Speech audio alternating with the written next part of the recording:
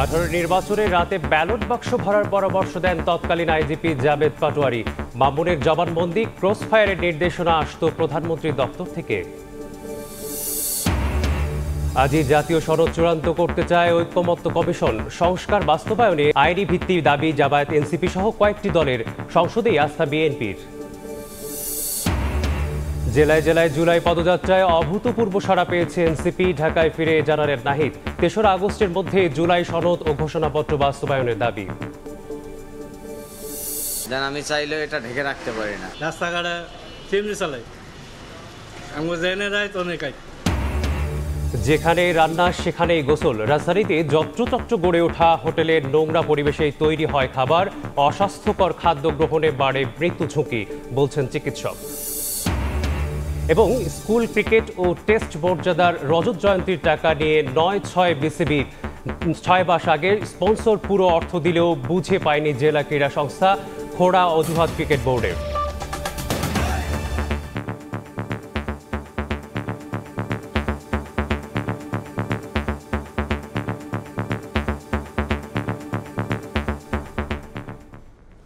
ভোরের সময় সঙ্গে আছি আমি মেসবাহুল আলিফ। 2018 নির্বাচনে রাতে ব্যালট বাক্স 50 ভাগ ভরে রাখতে শেখ হাসিনাকে পরামর্শ দিয়েছিলেন তৎকালীন আইজিপি জাবেদ পাটোয়ারি। আদালতে দেয়া সাবেক পুলিশ মহাপরিদর্শক চৌধুরী আবদুল্লাহ আল মামুনের জবানবন্দিতে উঠে এসেছে এমন চাঞ্চল্যকর তথ্য। জবানবন্দিতে মামুন আরও বলেন, রাজনৈতিক ভিন্নমত, সরকারের হুমকি হয়ে ওঠা ব্যক্তিদের গুম করে নির্যাতন, আয়নাঘরে আটকে রাখা, ক্রসফায়ারে হত্যার নির্দেশনা আসত সাবেক প্রধানমন্ত্রীর দপ্তর থেকে। আফজাল হোসেনের রিপোর্ট। আওয়ামী লীগের আমলে 3টি জাতীয় নির্বাচন হয়। নানা অনিয়মের কারণে 3টি নির্বাচনই দেশে বিদেশে বিতর্কিত। 2014 সালে একতরফা নির্বাচন, 2018 সালের নির্বাচনকে বলা হয় রাতের ভোট, আর সবশেষ 2024-এর নির্বাচন খেতাব পায় ডামি নির্বাচনের। 5 আগস্টের পর এই নির্বাচনের সঙ্গে জড়িতদের বিরুদ্ধে মামলা করে বিএনপি। এছাড়া অনিয়ম তদন্তে একজন সাবেক বিচারপতির নেতৃত্বে 5 সদস্যের কমিটি গঠন করেছে অন্তর্বর্তী সরকার। এরই মধ্যে ভোটে জালিয়াতির মামলায় গ্রেফতার হয়ে কারাগারে আছেন সাবেক প্রধান নির্বাচন কমিশনার নুরুল হুদা। আদালতে দেয়া জবানবন্দিতে রাতে ব্যালট বাক্স ভরে রাখার কথা স্বীকার করেছেন নুরুল হুদা। তার নেতৃত্বাধীন কমিশনের অধীনে 2018 সালের নির্বাচনে দিনের ভোট রাতে হয়। এবার সাবেক পুলিশ মহাপরিদর্শক চৌধুরী আবদুল্লাহ আল মামুনের জবানবন্দিতেও উঠে এসেছে 2018-র 30 নভেম্বরের নির্বাচনে অনিয়মের চাঞ্চল্যকর তথ্য। গেল মার্চে সিএমএম আদালতে দেয়া জবানবন্দিতে মামুন বলেছেন, ওই সময়ে তিনি ঢাকা রেঞ্জের ডিআইজি ছিলেন। রাতেই প্রায় 50% ব্যালট বাক্সে ভরে রাখতে তৎকালীন আইজিপি জাবেদ পাটোয়ারি শেখ হাসিনাকে পরামর্শ দিয়েছিলেন বলে তিনি শুনেছেন। এরপরই মাঠ পর্যায়ে সরকারের পক্ষ থেকে রাতে ব্যালট বাক্সে ভোট দেওয়ার নির্দেশনা দেওয়া হয়, যা রাজনৈতিক নেতাদের সহায়তায় বাস্তবায়ন করে মাঠ প্রশাসন। 14 এপ্রিল 2020 সাল থেকে 29 সেপ্টেম্বর 2022 সাল পর্যন্ত র্যাবের মহাপরিচালক ছিলেন চৌধুরী আবদুল্লাহ আল মামুন। মামুন তার জবানবন্দিতে বলেছেন, রাজনৈতিক ভিন্নমত, সরকারের হুমকি হয়ে ওঠা ব্যক্তিদের গুম করে নির্যাতন, আয়নাঘরে আটকে রাখা, ক্রসফায়ারে হত্যা র্যাবের কালচারে পরিণত হয়। সাবেক আইজিপি বলেন, সিরিয়াস নির্দেশনাগুলো প্রধানমন্ত্রীর দপ্তর থেকে আসত বলে তিনি শুনেছেন, আর কিছু নির্দেশনা দিতেন প্রধানমন্ত্রীর সামরিক উপদেষ্টা তারেক সিদ্দিকী। আদালতে দেয়া জবানবন্দিতে সাবেক আইজিপি বলেন, ব্যারিস্টার আরমান টিএফআই সেলে বন্দী আছেন তা র্যাবের ডিজি থাকা অবস্থায় জানতেন তিনি। বেনজির আহমেদ দায়িত্ব হস্তান্তরের সময় আরমান টিএফআই সেলে বন্দী আছেন বলে তাকে জানানো হয়েছিল। গুমের শিকার ব্যারিস্টার আরমান দীর্ঘ 8 বছর পর সরকার পতনের পরদিন 6 আগস্ট মধ্যরাতে আয়নাঘর থেকে মুক্ত হন। আফজাল হোসেন, সময় সংবাদ, ঢাকা। গণ অভ্যুত্থানের প্রথম শহীদ আবু সাইদ হত্যা মামলায় অভিযোগ গঠনের শুনানি শেষ হয়েছে। 30 আসামির বিচার শুরু হবে কিনা এ বিষয়ে আদেশের জন্য 6 আগস্ট দিন ধার্য করেছেন আন্তর্জাতিক অপরাধ ট্রাইব্যুনাল 2। বুধবার পলাতক 24 আসামির পক্ষে রাষ্ট্রনিযুক্ত আইনজীবী মামলা থেকে অব্যাহতি চেয়ে শুনানি করেন। এর আগে মঙ্গলবার গ্রেপ্তার 6 আসামির পক্ষে অব্যাহতি চেয়ে শুনানি করেন তাদের আইনজীবীরা। গত 30 জুন এ মামলায় আনুষ্ঠানিক অভিযোগ দাখিল করে প্রসিকিউশন। ওই দিন আসামিদের বিরুদ্ধে আনা অভিযোগ আমলে নেন ট্রাইব্যুনাল 2। গত বছরের 16 জুলাই বেগম রোকেয়া বিশ্ববিদ্যালয়ের সামনে পার্ক করে পুলিশের গুলিতে শহীদ হন বেগম রোকেয়া বিশ্ববিদ্যালয়ের শিক্ষার্থী আবু সাইদ।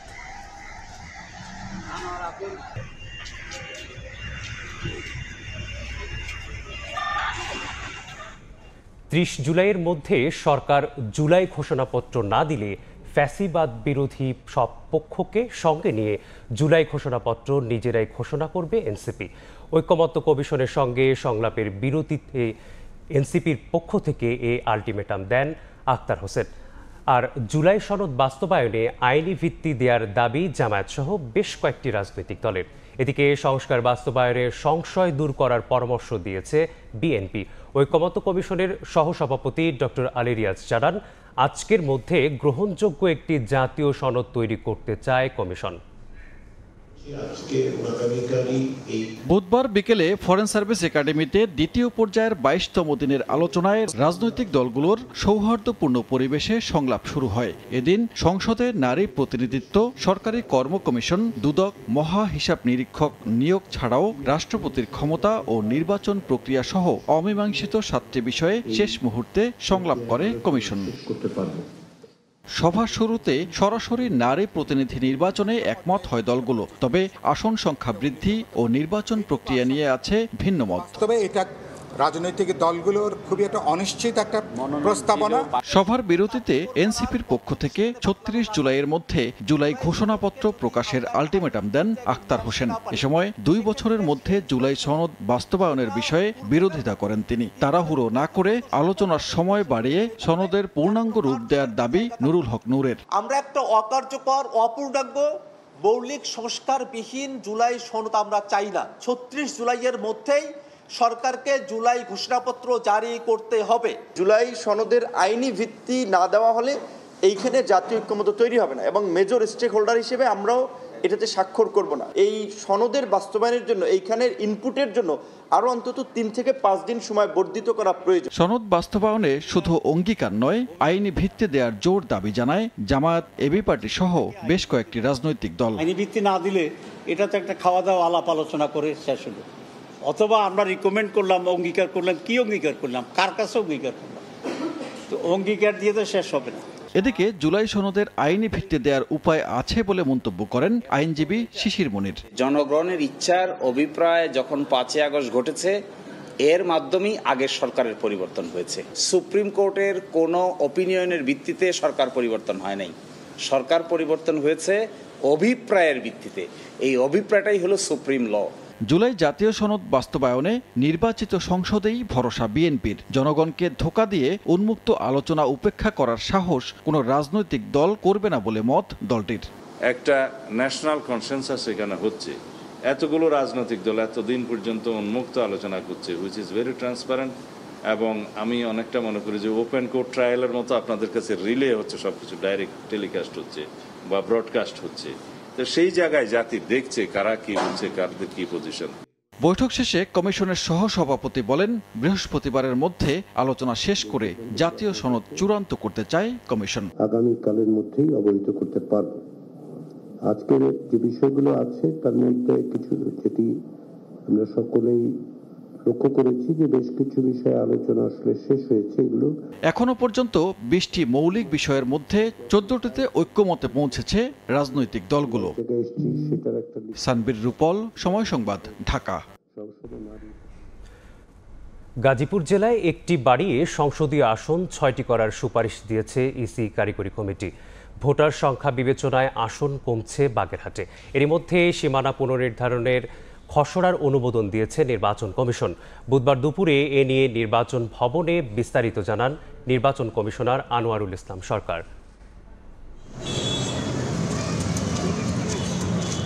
সারা দেশের সংসদীয় আসনগুলোর সীমানা নির্ধারণে নির্বাচন কমিশন গত 16 জুলাই 9 সদস্য বিশিষ্ট একটি কমিটি গঠন করে। ওই কমিটি পঞ্চগড়, সিরাজগঞ্জ, ঢাকা, গাজীপুর, সিলেট সহ বিভিন্ন সংসদীয় আসনের সীমানা পুনর্নির্ধারণে 39টি আসনে ছোট বড় সংশোধনের প্রস্তাব দিয়েছে। কমিশনের সাংবাদিকদের একথা জানান নির্বাচন কমিশনার আনোয়ারুল ইসলাম সরকার। 4,20,000-এর উপরের যেই আসনগুলো বা জেলাগুলো, সেগুলোতে যদি একটা আসন আমরা বাড়াই, শুধুমাত্র গাজীপুর জেলায় এই অ্যাভারেজের উপরে থাকে, আর বাকিগুলো অ্যাভারেজের নিচে চলে আসে। অ্যাভারেজের নিচে যে কয়টা আছে শুধুমাত্র দেখা গেছে যে বাগেরহাট এর এইটা যদি আমরা একটা কমাই তাহলে মোটামুটিভাবে অ্যাভারেজের কাছাকাছি থাকে।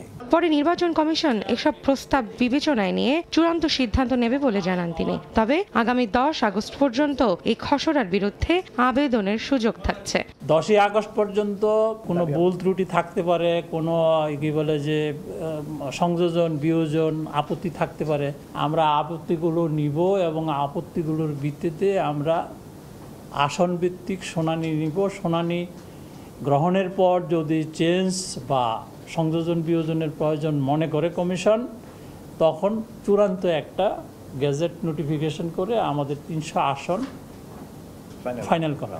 এদিকে বিকেলে প্রধান নির্বাচন কমিশনারের সঙ্গে পূর্ব নির্ধারিত বৈঠকে বসেন এনসিপির নেতারা। প্রবাসী ভোটাধিকার নিয়ে ইসির সঙ্গে বিস্তারিত আলোচনা করেন তারা। নির্বাচন কমিশন যেন প্রতি 2 সপ্তাহ অন্তর অন্তর অনলাইন ব্রিফিং করেন, যে অনলাইন ব্রিফিংয়ের মাধ্যমে তারা আপডেট জানান যে প্রবাসীদের যে ভোটাধিকার সেটা নিশ্চিত করার জন্য তারা কি পদক্ষেপ গ্রহণ করেছেন, প্রবাসীরা এক্ষেত্রে কি কাজ করতে পারে এবং কখন কোন প্রোগ্রেসটা হচ্ছে সেটা যেন তারা সাথে সাথে জানতে পারে। আমরা এই বিষয়ে প্রধান নির্বাচন কমিশনারের কাছ থেকে ইতিবাচক সাড়া পেয়েছি। নির্বাচনে ডিপ ফেক নিউজ বা এআই কন্টেন্ট যাতে বিরূপ প্রভাব ফেলতে না পারে সে লক্ষ্যে কমিশন কাজ করছে বলে জানান তারা। তো আমরা যে বিষয়টি নিয়ে আলোচনা করেছি। রৌনক নিয়ন্তা, সময় সংবাদ, ঢাকা। ফ্যাসিবাদী শক্তি রাজনীতিতে পুনর্বাসনের জন্য ওত পেতে রেখেছে বলে উল্লেখ করে সবাইকে সতর্ক থাকার আহ্বান জানিয়েছেন বিএনপির ভারপ্রাপ্ত চেয়ারম্যান তারেক রহমান। তিনি আশঙ্কা প্রকাশ করে বলেন, সরকারের যে কোনো ভুল সিদ্ধান্তে দেশে উগ্রবাদ ও চরমপন্থা মাথা চাড়া দিতে পারে। জনগণকে দুর্বল করে রেখে সংস্কার টেকসই হবে না বলেও মন্তব্য করেন তারেক রহমান। আশুলিয়ায় নৃশংস হত্যা এবং লাশ পোড়ানোর ঘটনার প্রতিবাদে বিএনপি আয়োজিত প্রতিবাদ সভায় দলের মহাসচিব মির্জা ফখরুল ইসলাম আলমগীর বলেন, দেশ স্বৈরাচার মুক্ত হলেও এখনও গণতন্ত্রের মুক্তি মেলেনি। নৃশংস হত্যাযজ্ঞের প্রতীকী প্রতিবাদ। 1 বছর আগে ঠিক যেখানে ভ্যানের ওপর স্তূপ করে রাখা 6টি মরদেহ পুড়িয়ে দেওয়া হয়, সেখানে প্রতিবাদ সভা বিএনপির। বুধবার আশুলিয়ার শ্রীনগরে প্রতিবাদ সভার আয়োজন করে ঢাকা জেলা বিএনপি, যেখানে উঠে আসে জুলাই অভ্যুত্থানে শহীদ ও আহতদের পরিবারের সদস্যদের আর্তনাদ, হাহাকার।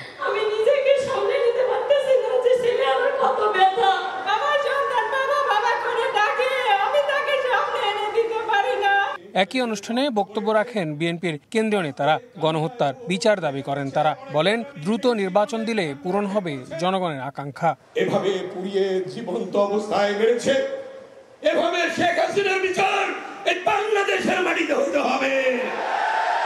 এই ব্যাপারে কোনো আপোষ নেই। তাদের এই আপত্তি, তাদের দুঃখ রাখার ইচ্ছা, এটা যদি আমরা উপলব্ধি করতে পারি তাহলে গণতন্ত্র বাংলাদেশের নির্মাণ আমাদের পক্ষে সত্যি সম্ভব। বিশেষ অতিথির বক্তব্যে বিএনপি মহাসচিব মির্জা ফখরুল ইসলাম আলমগীর বলেন, দেশ স্বৈরাচার মুক্ত হলেও এখনো গণতন্ত্রের মুক্তি মেলেনি। ফ্যাসিবাদ যেন আর সুযোগ না পায়, তাই রাজনৈতিক দলগুলোকে সতর্ক থাকার আহ্বান জানান তিনি। রাজনৈতিক দলগুলোর কাছে আমাদের সেটাই আহ্বান থাকবে। আমাদের আহ্বান থাকবে যে ছোটখাটো বিষয়গুলো নিয়ে এমন অবস্থা তৈরি করবেন না যে অবস্থায় আবার সেই ফ্যাসিস্ট হাসিনা কোনো সুযোগ পায় দেশে ফিরে আসা। যুক্তরাজ্য থেকে ভার্চুয়ালি যুক্ত হয়ে বিএনপির ভারপ্রাপ্ত চেয়ারম্যান তারেক রহমান সতর্ক করে বলেন, রাজনীতিতে পুনর্বাসনের জন্য ওত পেতে আছে পতিত ফ্যাসিবাদী শক্তি। সরকারের যে কোনো ভুল সিদ্ধান্তে ফ্যাসিবাদ মাথা চাড়া দিয়ে উঠতে পারে বলেও শঙ্কা প্রকাশ করেন তারেক রহমান। আমি অন্তর্বর্তীকালীন সরকারের প্রতি দৃষ্টি আকর্ষণ করে বলতে চাই, শত শহীদদের রক্তের বিনিময় পতিত, পলাতক, পরাজিত, বিতাড়িত ফ্যাসিবাদী অপশক্তি রাষ্ট্র রাজনীতিতে পুনর্বাসিত হওয়ার সুযোগ নিতে ওত পেতে রয়েছে। সরকারের যে কোনো ভুল সিদ্ধান্তে দেশে গণতন্ত্র উত্তরণের যাত্রা পথকে সংকটে ফেলে দিতে পারে। দেশে ফ্যাসিবাদ, উগ্রবাদ, চরমপন্থা মাথা চাড়া দিয়ে উঠতে পারে। কাজেই এই ব্যাপারে আমাদের সকলকে, বিশেষ করে অন্তর্বর্তীকালীন সরকারকে অত্যন্ত সতর্ক থাকতে হবে, থাকা প্রয়োজন। এখনও যারা দেশকে অস্থিতিশীল করার ষড়যন্ত্র করছে তাদের রুখে দিতে সবাইকে ঐক্যবদ্ধ থাকার আহ্বান জানান বিএনপির ভারপ্রাপ্ত চেয়ারম্যান। আল আমিন তুষার, সময় সংবাদ, ঢাকা। নির্বাচনের সুনির্দিষ্ট তারিখ ঘোষণা করা হলে দেশের আইন শৃঙ্খলা পরিস্থিতি স্বাভাবিক হবে বলে মনে করেন বিএনপির স্থায়ী কমিটির সদস্য ডক্টর মঈন খান। তিনি বলেন, বাংলাদেশের প্রেক্ষাপটে সংখ্যানুপাতিক নির্বাচন সম্ভব নয়। রাজধানীতে এক সেমিনারে তিনি একথা বলেন। এতে অংশ নিয়ে পিআর পদ্ধতি নিয়ে মিশ্র প্রতিক্রিয়া জানান বক্তারা। গণতান্ত্রিক উত্তরণ, অন্তর্বর্তী সরকারের মেয়াদ, সংখ্যানুপাতিক নির্বাচন, বাংলাদেশ ও বৈশ্বিক প্রেক্ষিত শীর্ষক সেমিনারের আয়োজন করে ডেমোক্রেসি ডায়াস। আলোচনায় সংখ্যানুপাতিক নির্বাচন পদ্ধতি নিয়ে মিশ্র প্রতিক্রিয়া জানান বক্তারা। অন্যান্য দেশে রিসার্চ করে অন্তর্বর্তীকালীন সরকারের যেই অবস্থান থাকবে, আমাদের যে এখানে থাকবে সেই কথাটা নট নেসেসারি। জোরপূর্বক কোনো কিছু যদি চাপিয়ে দেন সেটা আসলে ভালো হবে না। আলোচনার ভিত্তিতে দলগুলো যতটুকু বিষয়ে ঐক্যমতে আসে সেটাই বাস্তবায়ন করুন। মানুষ কিন্তু প্রত্যাশা করে তিনি একটি সুষ্ঠু নির্বাচন দিবে, তিনি ক্ষমতার লোভ করবে না, কিন্তু বাস্তবতা কি? অংশগ্রহণমূলক নির্বাচন ছাড়া দেশে রাজনৈতিক আস্থা ও অর্থনৈতিক স্থিতিশীলতা দুটি অনিশ্চিত বলে মত দেন বক্তারা।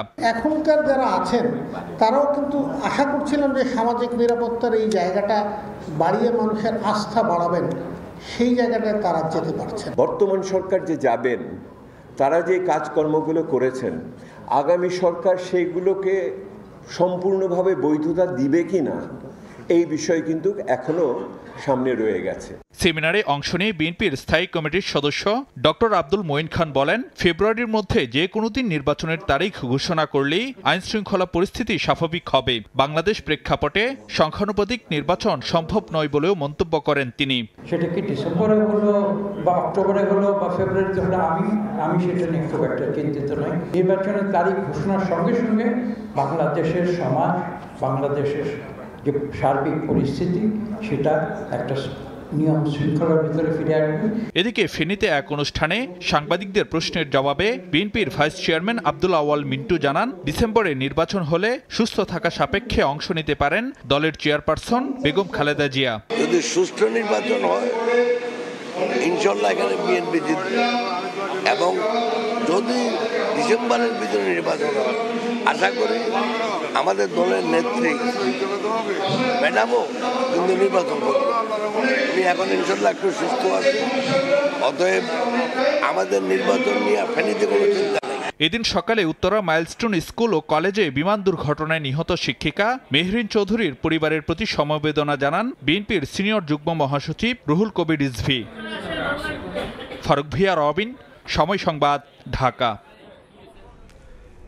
দেশ গড়তে জুলাই পদযাত্রায় জনগণের অভূতপূর্ব সাড়া পেয়েছে এনসিপি। বুধবার রাতে ঢাকায় ফিরে এ কথা বলেন দলের আহ্বায়ক নাহিদ ইসলাম। জেলায় জেলায় মাসব্যাপী এই কর্মসূচি শেষ করে ঢাকায় ফিরে রাজধানীর বাংলা মোটরের রূপায়ণ টাওয়ারে দলীয় কার্যালয়ে আসেন জাতীয় নাগরিক পার্টির নেতারা। তাদের ফুল বরণ করে নেন নেতাকর্মীরা। এ সভায় নাহিদ ইসলাম বলেন, যেসব জেলায় পদযাত্রা হয়নি 5 আগস্টের পর সেসব জেলায় কর্মসূচি পালন করা হবে। জুলাই সনদ ও জুলাই ঘোষণাপত্র বাস্তবায়নের দাবি জানিয়ে 3রা আগস্ট কেন্দ্রীয় শহীদ মিনারের সমাবেশে যোগ দিতে সবাইকে আহ্বান জানান নাহিদ ইসলাম।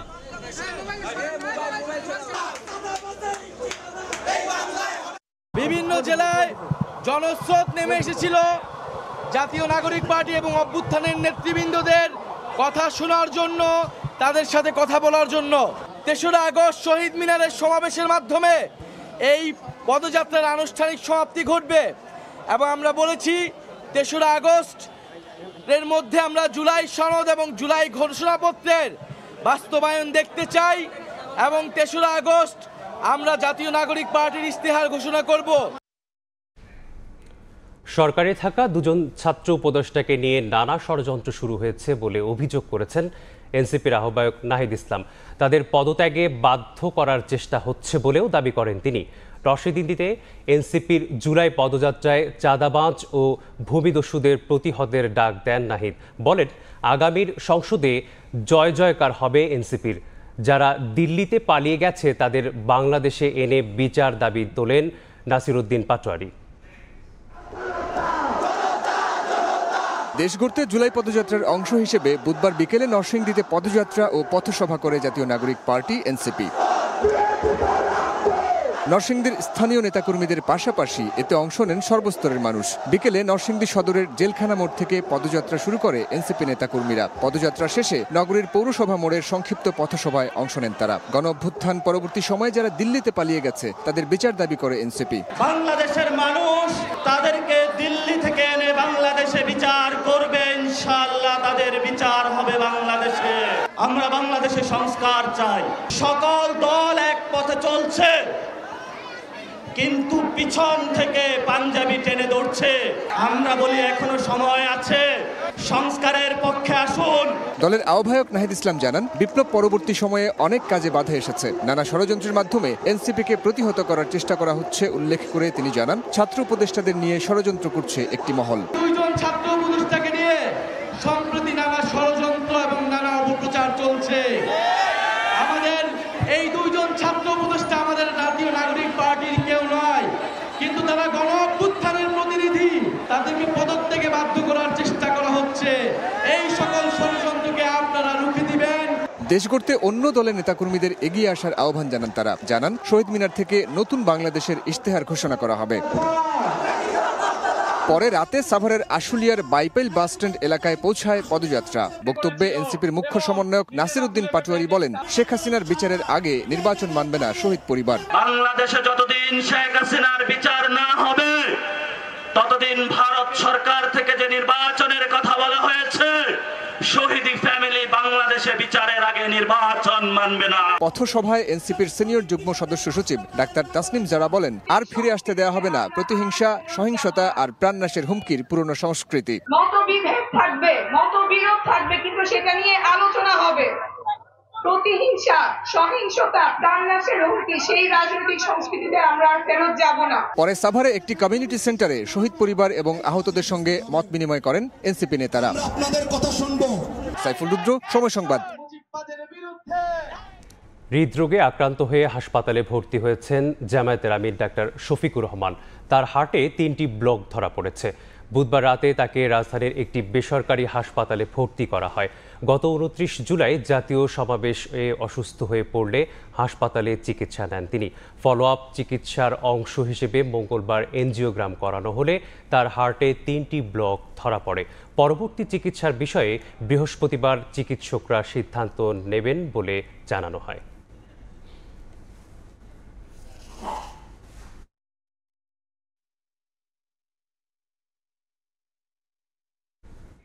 ভোরের সময় আরও থাকছে। রাজস্ব আদায় লক্ষ্যমাত্রা অর্জনে এবার ব্যর্থ এনবিআর। ঘাটতি প্রায় 1 লাখ কোটি টাকা। অবাস্তব ও দুর্বল কর্মপরিকল্পনায় দায়ী বলছেন অর্থনীতিবিদ। খাবারের নামে কি খাচ্ছি আমরা? যা খাচ্ছি তা কতটা স্বাস্থ্যসম্মত? রাজধানীতে যত্রতত্র গড়ে ওঠা হোটেলগুলোর অবস্থা বেহাল। কোথাও না ঢেকেই খাবার রাখা হয়েছে শুধু ক্রেতাদের আকৃষ্ট করতে, কোথাও আবার রান্নাঘরেই নেই খাবার ঢাকে রাখার পরিবেশ। চিকিৎসকরা বলছেন, দীর্ঘদিন ধরে এমন অস্বাস্থ্যকর খাবার গ্রহণে আছে মৃত্যু ঝুঁকিও। ধ্রুব ব্যানার্জির রিপোর্ট।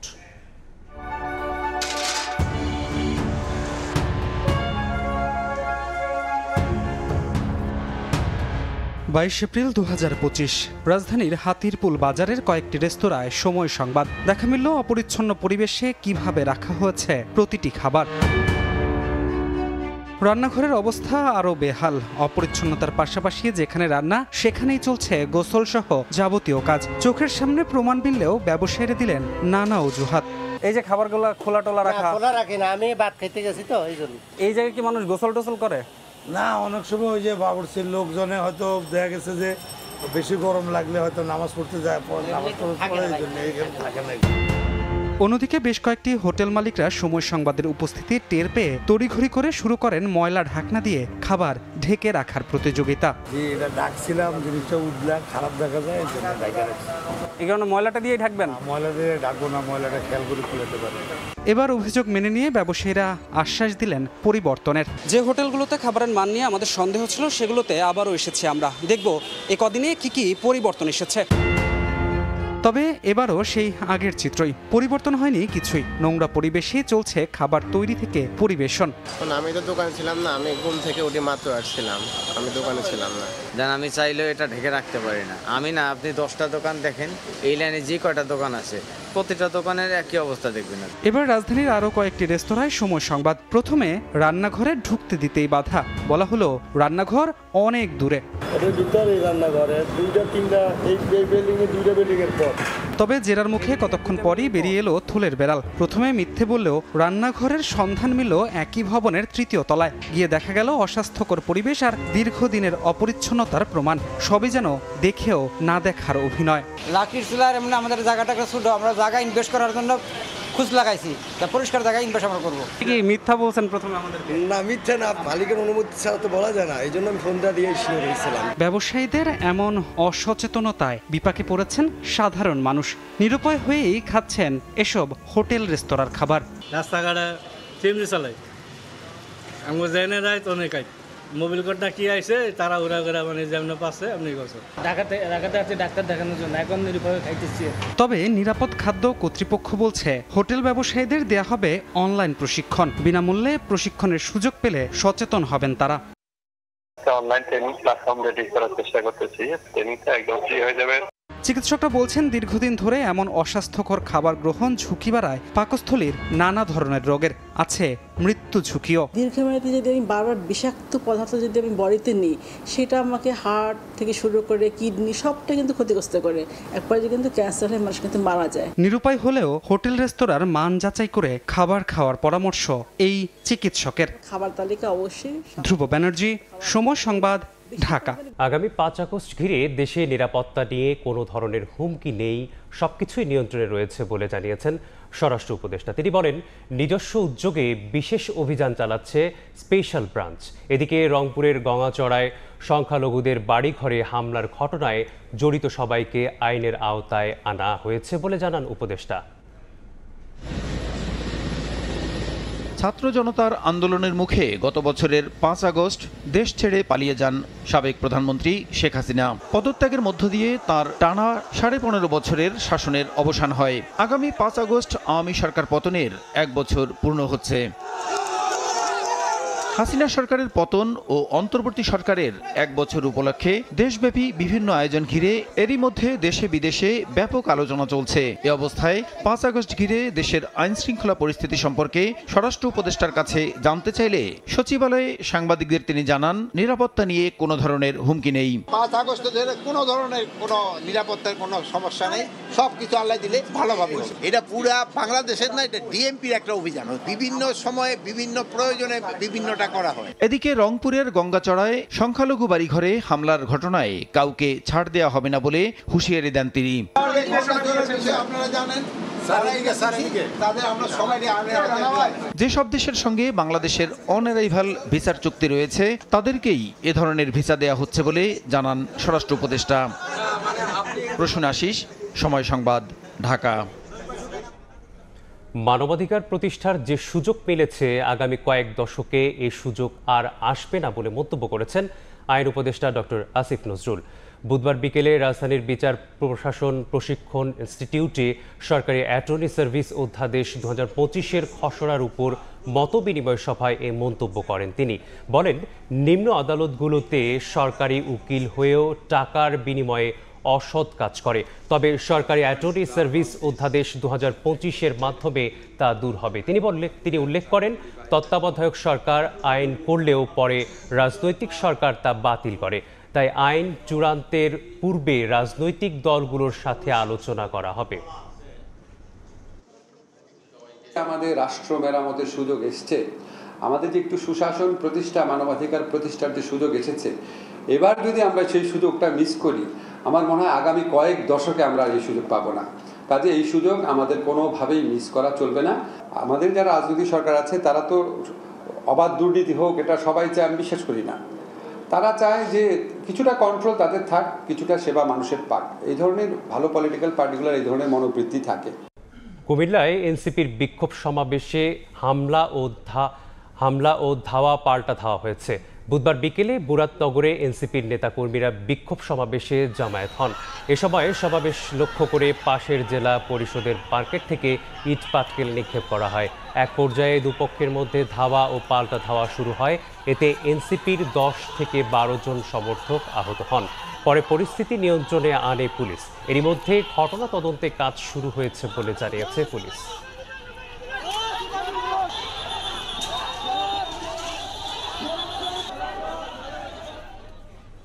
গুলশানে চাঁদাবাজি করতে গিয়ে গ্রেপ্তার বৈষম্য বিরোধী ছাত্র আন্দোলনের সাবেক সমন্বয়ক রিয়াদের বাসা থেকে সোয়া 2 কোটি টাকার চেক উদ্ধার করেছে পুলিশ। এদিকে নাশকতার শঙ্কায় বিশেষ অভিযানে গত 24 ঘন্টায় রাজধানীতে 186 জনকে গ্রেপ্তার করেছে আইনশৃঙ্খলা বাহিনী।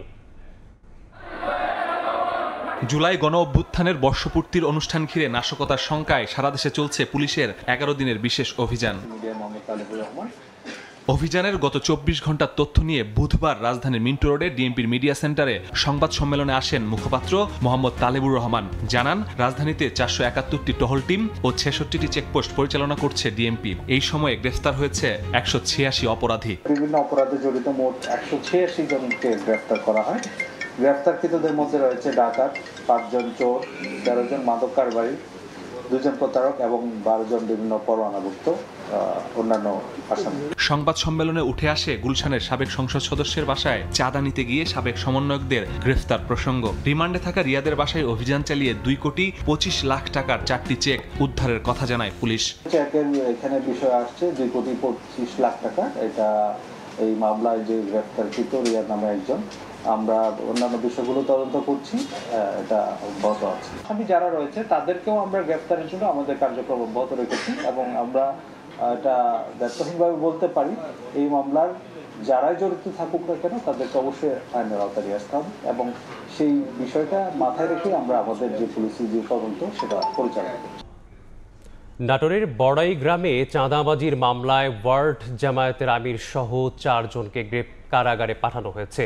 বড়াইগ্রাম আমলি আদালতে বিচারক তৌহিদুর রহমান সুমন আসামিদের কারাগারে পাঠানোর নির্দেশ দেন। এর আগে সোমবার সন্ধ্যায় আহমেদপুর বাজার থেকে জুয়ারি ইউনিয়নের 3 নম্বর ওয়ার্ড জামায়াতের আমির রুহুল আমিন ও তার 2 ভাই তমিজ উদ্দিন ও হায়দার আলী এবং বাবা মুজিবুর রহমানকে আটক করে যৌথ বাহিনী।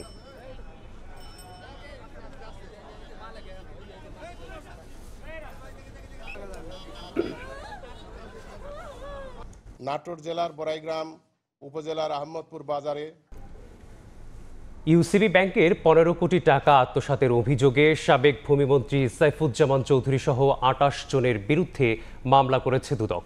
এদিন 14,000 কোটি টাকার অস্বাভাবিক লেনদেন এবং অবৈধ সম্পদ অর্জনের মামলায় লাখ মিয়াকে জিজ্ঞাসাবাদ করা হয়। এছাড়া 134 কোটি টাকার সন্দেহজনক লেনদেন সহ অবৈধ সম্পদ অর্জনের দায়ে সাংবাদিক মুন্নি সাহাকে জিজ্ঞাসাবাদ করে সংস্থাটি।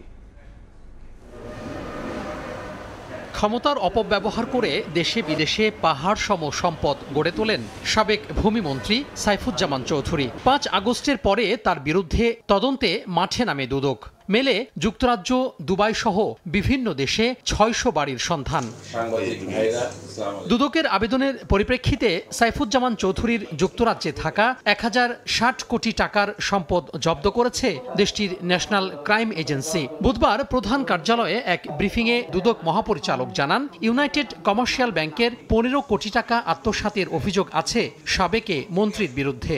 জনাব সাইফুজ্জামান চৌধুরী সাবেক ভূমি মন্ত্রীর মালিকানাধীন আরামিড গ্রুপভুক্ত প্রতিষ্ঠানের কর্মচারীকে মালিক সাজিয়ে নাম সর্বস্ব কাগজে প্রতিষ্ঠান রিলায়েবল ট্রেডিংয়ের নামে মানি লন্ডারিং অপরাধ সংগঠনের অপরাধে জনাব সাইফুজ্জামান চৌধুরী সাবেক ভূমিমন্ত্রী, তার স্ত্রী রুকমিলা জামান সহ মোট 28 জন কর্মকর্তার বিরুদ্ধে মামলা রুজুর সিদ্ধান্ত গৃহীত হয়েছে। এদিন রিমান্ডে জিজ্ঞাসাবাদ করা হয় নারায়ণগঞ্জ ২৫০০-এর ব্রাহ্মণদী ইউনিয়ন পরিষদ চেয়ারম্যান লাখ মিয়াকে। তার বিরুদ্ধে অভিযোগ ১৪,০০০ কোটি টাকার সন্দেহজনক লেনদেনের। ১৩৪ কোটি টাকার সন্দেহজনক লেনদেন সহ অবৈধ সম্পদ অর্জনের অভিযোগে দুদকে জিজ্ঞাসাবাদ করা হয় সাংবাদিক মুন্নি সাহাকেও। অন্যান্যদের বিরুদ্ধে যে অনুসন্ধান চলমান রয়েছে সেই সংক্রান্তে জিজ্ঞাসাবাদ, এটা আমাদের অনুসন্ধানকারী বা তদন্তকারী কর্মকর্তাদের রুটিন কাজ। এদিন ভুয়া প্রতিষ্ঠানের নামে ৯৫০ কোটি টাকা আত্মসাতের অভিযোগে নাবিল গ্রুপের বিরুদ্ধে মামলার সিদ্ধান্ত নিয়েছে দুদক। তোহা খান তামিম, সময় সংবাদ, ঢাকা। বিনিয়োগকারীদের সঙ্গে প্রতারণার দায়ে সালমান এফ রহমানকে পুঁজিবাজারে আজীবন অবাঞ্ছিত ঘোষণা করা হয়েছে। একই সঙ্গে Bangladesh securities and exchange commission বিএসইসির সাবেক চেয়ারম্যান শিবলি রুবায়েত উল ইসলামকেও অবাঞ্ছিত ঘোষণা করা হয়েছে। বুধবার এক সংবাদ বিজ্ঞপ্তিতে বিএসইসি জানায়, সংস্থাটির চেয়ারম্যান খন্দকার রাশেদ মাকসুদের সভাপতিত্বে কমিশনের ৬৬৫তম সভায় এই সিদ্ধান্ত নেওয়া হয়েছে। আজীবন অবাঞ্ছিত ঘোষণার পাশাপাশি সালমান এফ রহমানকে ১০০ কোটি ও তার ছেলে আহমেদ শায়ান ফজলুর রহমানকে ৫০ কোটি টাকা জরিমানা করা হয়েছে।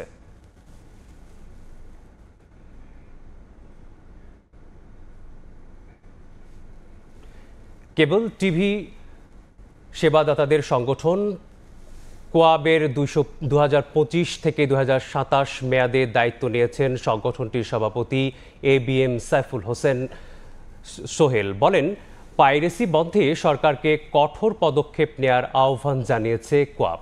এ সময় সবার সহযোগিতায় কেবল টিভি শিল্পকে আরও এগিয়ে নেয়ার প্রত্যয় ব্যক্ত করেন কোয়াবের সাধারণ সম্পাদক সৈয়দ মোশাররফ আলী চঞ্চল। শহর থেকে প্রত্যন্ত গ্রামে মানুষের তথ্য কিংবা বিনোদনের খোরাক মেটাচ্ছে কেবল টিভি। নিরবিচ্ছিন্নভাবে গ্রাহক সেবার কাজটি করে যাচ্ছেন প্রায় ৫,০০০ কেবল অপারেটর। সম্প্রতি কেবল অপারেটরদের ২০২৫-২৭ মেয়াদে নির্বাচনে কার্যনির্বাহী সদস্য নির্বাচিত হন ৩৩ জন। বুধবার সেখান থেকেই সংগঠনের নতুন সভাপতি ও সাধারণ সম্পাদক নির্বাচিত করেন কার্যনির্বাহী পরিষদের সদস্যরা। সভাপতি হিসাবে বিনা প্রতিদ্বন্দ্বিতায় নির্বাচিত হয়েছেন ABM সাইফুল হোসেন সোহেল। সাধারণ সম্পাদক হিসেবে বিনা প্রতিদ্বন্দ্বিতায় নির্বাচিত হয়েছেন সৈয়দ মোশাররফ আলী চঞ্চল। দায়িত্ব নিয়েই কেবল অপারেটরদের স্বার্থ রক্ষায় পাইরেসির বিরুদ্ধে নিজের কঠোর অবস্থান তুলে ধরেন কোয়াব সভাপতি। যে সকল প্রতিষ্ঠান অবলীলায় দোর্দণ্ড প্রতাপে বিজ্ঞাপন প্রচার করে এই চ্যানেলগুলোকে পাইরেসি করছেন, তাদেরকে হুঁশিয়ার করে দিয়ে বলতে চাই যে আপনারা আপনাদের এই ধরনের বেআইনি কার্যকলাপ বন্ধ করেন, অন্যথায় আমরা কঠোর পদক্ষেপ নিতে বাধ্য হব। এ সময় কেবল টিভি শিল্পকে এগিয়ে নিতে সবার সহযোগিতা চান কোয়াবের সাধারণ সম্পাদক। আমরা অবশ্যই দায়বদ্ধ, আপনাদের যে কোনো সমস্যা সেটা টেকনাফে হোক, তেতুলিয়াতে হোক, যেখানেই হোক, আমরা আপনাদের পাশে ছিলাম, পাশে আছি, পাশে থাকবো। পরে নতুন কমিটিকে ফুল দিয়ে শুভেচ্ছা জানান বিভিন্ন গণমাধ্যমের প্রতিনিধিরা। শুভ খান, সময় সংবাদ, ঢাকা। রাজধানীর মাইলস্টোন স্কুল অ্যান্ড কলেজে পাঠদান কর্মসূচি বন্ধ, তবে মেডিকেল ক্যাম্পে প্রয়োজনীয় চিকিৎসা নিতে স্কুলে আসে শিক্ষার্থীরা। যুদ্ধবিমান বিধ্বস্তে দগ্ধ দুজন এখনও রয়েছেন বার্ন ইনস্টিটিউটের আইসিইউতে। তাদের অবস্থা অপরিবর্তিত বলে জানিয়েছেন চিকিৎসকরা। এদিকে নিহত তৃতীয় শ্রেণীর শিক্ষার্থী সাদ সালাউদ্দিনের কবরে শ্রদ্ধা জানিয়েছে বিমান বাহিনী। বিমানবাহিনী পরিচালিত মেডিকেল ক্যাম্পে সেবা নিতে এসেছেন আহত শিক্ষার্থীরা। বুধবারও মাইলস্টোন স্কুল অ্যান্ড কলেজে গিয়ে দেখা যায় শিক্ষার্থী ও অভিভাবকদের। চোখের সামনে ঘটে যাওয়া ভয়াবহ সে ঘটনার ক্ষতচিহ্ন এখনও দগদগে। তাই কাউন্সেলিং এবং নিয়মিত চেক আপের জন্য শিক্ষার্থীদের ডেকে আনা হয়েছে বিদ্যালয়ে। ক্লাস হচ্ছে না, কারণ যে আমার একটু অনেক খারাপ লাগতেছিল, তো ট্রমা একটু করতেছিলাম। পরে বাবা বলছিল চলো স্কুল দেখাই নিয়ে আসি। ওই দিনের পর থেকে আমার মাথা ব্যথা করছে। বিষয় সম্পর্কে জিজ্ঞেস করলেন যে ওখানে কি কি হয়েছিল আমার সাথে, এবং তারা আমাকে বললেন যে এটা কিভাবে ঠিক করা যায়। তো আমি ওইটাই তাদের সাথে আলোচনা করলাম এবং তারাও আমাকে সেই জিনিসটা থেকে বের হওয়ার হবার কি উপায় সেটা আমাকে বললো। আমার বাচ্চাটা একটু কেন মানসিকভাবে সমস্যা, কথা বলে না, বাসায় চুপ করে থাকে, খালি কাঁদে। তো এই জন্য ডক্টর দেখাচ্ছে। এর আগেও ডক্টর মেডিকেলে ভর্তি ছিল। ক্যাম্পটা করা হয়েছিল আর কি, মেইনলি যারা মেন্টাল ট্রমায় আছে ওইখানে ছিল উপস্থিত তাদের জন্য। আহতদের কিছু অংশকে মেডিকেল ক্যাম্পে চিকিৎসা প্রদান করা হলেও গুরুতররা এখনো কাতরাচ্ছেন বিভিন্ন হাসপাতালে। এখনো দগ্ধ 33 জন ভর্তি রয়েছেন জাতীয় বার্ন ও প্লাস্টিক সার্জারি ইনস্টিটিউটে। মঙ্গলবার তাদের মধ্যে 3 জন ছিল আইসিইউতে, বাকিরা বিভিন্ন ওয়ার্ডে। তবে একজনের শারীরিক অবস্থার কিছুটা উন্নতি হওয়ায় বুধবার তাকে আইসিইউ থেকে ওয়ার্ডে স্থানান্তর করা হয়েছে। গত 2 দিনে নতুন করে কোনো মৃত্যুর খবর পাওয়া যায়নি। এদিকে 21শে জুলাই মর্মান্তিক বিমান বিধ্বস্তের ঘটনায় নিহত 3য় শ্রেণীর ছাত্র সাদ সালাউদ্দিনের কবরে বিমান বাহিনী প্রধানের পক্ষ থেকে শ্রদ্ধা জানানো হয়েছে। মিরপুরের জান্নাতুল মাওয়া কবরস্থানে এ সময় উপস্থিত ছিলেন নিহতের স্বজনরা। পরে বিমান দুর্ঘটনায় সকল আহত ও নিহতদের জন্য বিশেষ মোনাজাত করা হয়। আতাউর কাউসার, সময় সংবাদ, ঢাকা। ঢাকায় জাতিসংঘের মানবাধিকার কমিশনের কার্যালয় স্থাপনের প্রতিবাদে লাল কার্ড সমাবেশ করেছে ঢাকা বিশ্ববিদ্যালয়ের শিক্ষার্থীরা। বুধবার বিকেলে ঢাকা বিশ্ববিদ্যালয়ের রাজু ভাস্কর্যের পাদদেশে সমাবেশে শিক্ষার্থীরা বলেন, মানবাধিকার কমিশনের কার্যালয় স্থাপনের নামে দেশের সার্বভৌমত্ব বিনষ্টে বিদেশি পায়তারা শুরু হয়েছে। অবিলম্বে এই চুক্তি বাতিল না হলে কঠোর কর্মসূচির হুঁশিয়ারি দেন শিক্ষার্থীরা। বলেন, নানা কৌশলে পশ্চিমা এজেন্ডা বাস্তবায়নে সব পথ রুখে দিতে ছাত্র সমাজ রাজপথে ঐক্যবদ্ধ থাকবে। এছাড়া সরকার জনগণের ভাষা বুঝতে ব্যর্থ হলে জুলাই অভ্যুত্থানের মতো পরিণতি বরণ করতে হবে বলেও হুঁশিয়ারি দেন তারা। আপনারা এখন পর্যন্ত ইতিহাস ঘাটলে নট ইভেন একটা সিঙ্গেল উদাহরণ দিতে পারবেন না ওই সমস্ত দেশে যে জাতিসংঘের মানবাধিকার কমিশন তাদের অধিকার রক্ষার জন্য কোনো একটি কাজ করেছে। এই জাতিসংঘ যে মানবাধিকার কমিশন রয়েছে, পরোক্ষভাবে সেই কমিশনকে আমরা হলুদ কার্ড দেখিয়েছিলাম। আজকের এই সমাবেশ থেকে আমরা সেই কমিশনকে লাল কার্ড দেখাচ্ছি এবং তার প্রতিবাদ জানাচ্ছি যেন এই কমিশনকে অতি দ্রুত বাতিল করতে হয়। গেল অর্থ বছরেও রাজস্ব আদায়ের লক্ষ্যমাত্রা অর্জন করতে পারেনি এনবিআর। ঘাটতি থেকেছে প্রায় 1 লাখ কোটি টাকা। দুর্বল কর্মপরিকল্পনা আর উচ্চাভিলাষী লক্ষ্যের কারণেই সংশোধিত লক্ষ্যমাত্রা অর্জনেও বারবার ব্যর্থ হচ্ছে সংস্থাটি, এমনটাই বলছেন অর্থনীতিবিদরা। এস.এম. আরিফিনের রিপোর্ট। পরবর্তী সময়ে উচ্চ মূল্যস্ফীতি নিয়ন্ত্রণ। চলতি অর্থ বছরের জন্য যে 4,99,000 কোটি টাকার রাজস্ব আদায়ের লক্ষ্যমাত্রা এনবিআরকে দিয়েছেন অর্থ উপদেষ্টা, তা 2024-25 অর্থ বছরের সংশোধিত লক্ষ্যমাত্রার চেয়ে 36,000 কোটি টাকা বেশি। অথচ গেল অর্থ বছরের ওই লক্ষ্যমাত্রার ধারে কাছেও যায়নি এনবিআর এর রাজস্ব আদায়। কম রাজস্ব আদায় হয় তখন কিন্তু জনগণের ঋণটাও বেড়ে যায়। এনবিআর এর হালনাগাদ তথ্য, গেল অর্থ বছরে ভ্রমণ ও আয়কর থেকে আদায় হয়েছে 1,29,000 কোটি টাকা, যা লক্ষ্যমাত্রার চেয়ে 42,500 কোটি টাকা কম। কোনো বছরই সেই লক্ষ্যমাত্রা আমরা অর্জন করতে পারি না। স্থানীয় পর্যায়ে ভ্যাট আদায়ের লক্ষ্যমাত্রা ছিল 1,71,495 কোটি টাকা, অথচ হয়েছে 1,41,586 কোটি টাকা। এ সময় কাস্টমস থেকে 1,20,510 কোটি টাকা লক্ষ্যমাত্রা দেয়া হলেও আদায় হয়েছে 16.86% কম। সামনের দিনগুলোতে যদি আমাদের ঋণের বোঝা আরো বাড়তে থাকে তাহলে সেটা কিন্তু কারোর জন্যই ভালো হবে না। রাজস্ব আদায়ের মোট হিসাবে দেখা যাচ্ছে গেল অর্থ বছর 4,63,500 কোটি টাকার সংশোধিত লক্ষ্যমাত্রার বিপরীতে সংস্থাটি আদায় করতে পেরেছে 3,70,874 কোটি টাকা। রাজস্ব এবং জিডিপির যে অনুপাত কিন্তু সবচেয়ে কম। অর্থ বছরের মাঝপথে এসে বিভিন্ন পণ্য ও সেবায় শুল্ক কর বাড়ানোর পরও আদায়ে বেহাল দশা থেকে বের হতে পারেনি এনবিআর। কারণ হিসেবে সংস্থাটির দুর্বল কর্মপরিকল্পনা ও লক্ষ্যমাত্রা নির্ধারণে দূরদর্শিতার ঘাটতিকে দায়ী করছেন অর্থনীতিবিদরা। যতটুকু লক্ষ্যমাত্রা ছিল এনবিআর এর তার তুলনায় কম রাজস্ব আদায়, তো সেটা আমাদের আসলে অর্থনীতির চাপটাই বাড়িয়ে দেব। এই চাপ আমরা কমানোর প্রত্যাশা করছিলাম, কিন্তু এটা কমবে না, বরং সামনের দিকে আরও বেড়ে যাবে। লক্ষ্যমাত্রার সঙ্গে সঙ্গে একটা অ্যাকশন প্ল্যানও তৈরি করা উচিত এবং সেটাকে বাস্তবায়নের জন্য যে পদক্ষেপগুলো নেওয়া প্রয়োজন সেই পদক্ষেপগুলো নিতে হবে। এই বর্তমান বছরে আমরা যে লক্ষ্যমাত্রা দিয়েছি এই ক্ষেত্রে একই পরিণতি হবে। বড় অঙ্কের ঘাটতি আর সংস্কারের চাপ মাথায় নিয়েই চলতি অর্থ বছর রাজস্ব আদায়ের পরিকল্পনা সাজানোর পরামর্শ তাদের। এম.এস. আরিফিন, সময় সংবাদ, ঢাকা। নানামুখী জটিলতায় বহির্নোঙরে জাহাজ অবস্থানের সময় বাড়তে থাকায় কঠোর অবস্থানে যাচ্ছে চট্টগ্রাম বন্দর কর্তৃপক্ষ। জটের কারণে আন্তর্জাতিক শিপিং বাণিজ্যে সুনাম ক্ষুণ্ণ হওয়ায় অন্তত 15টি জাহাজ অবস্থান করতে না দেওয়ার সিদ্ধান্ত নেওয়া হয়েছে।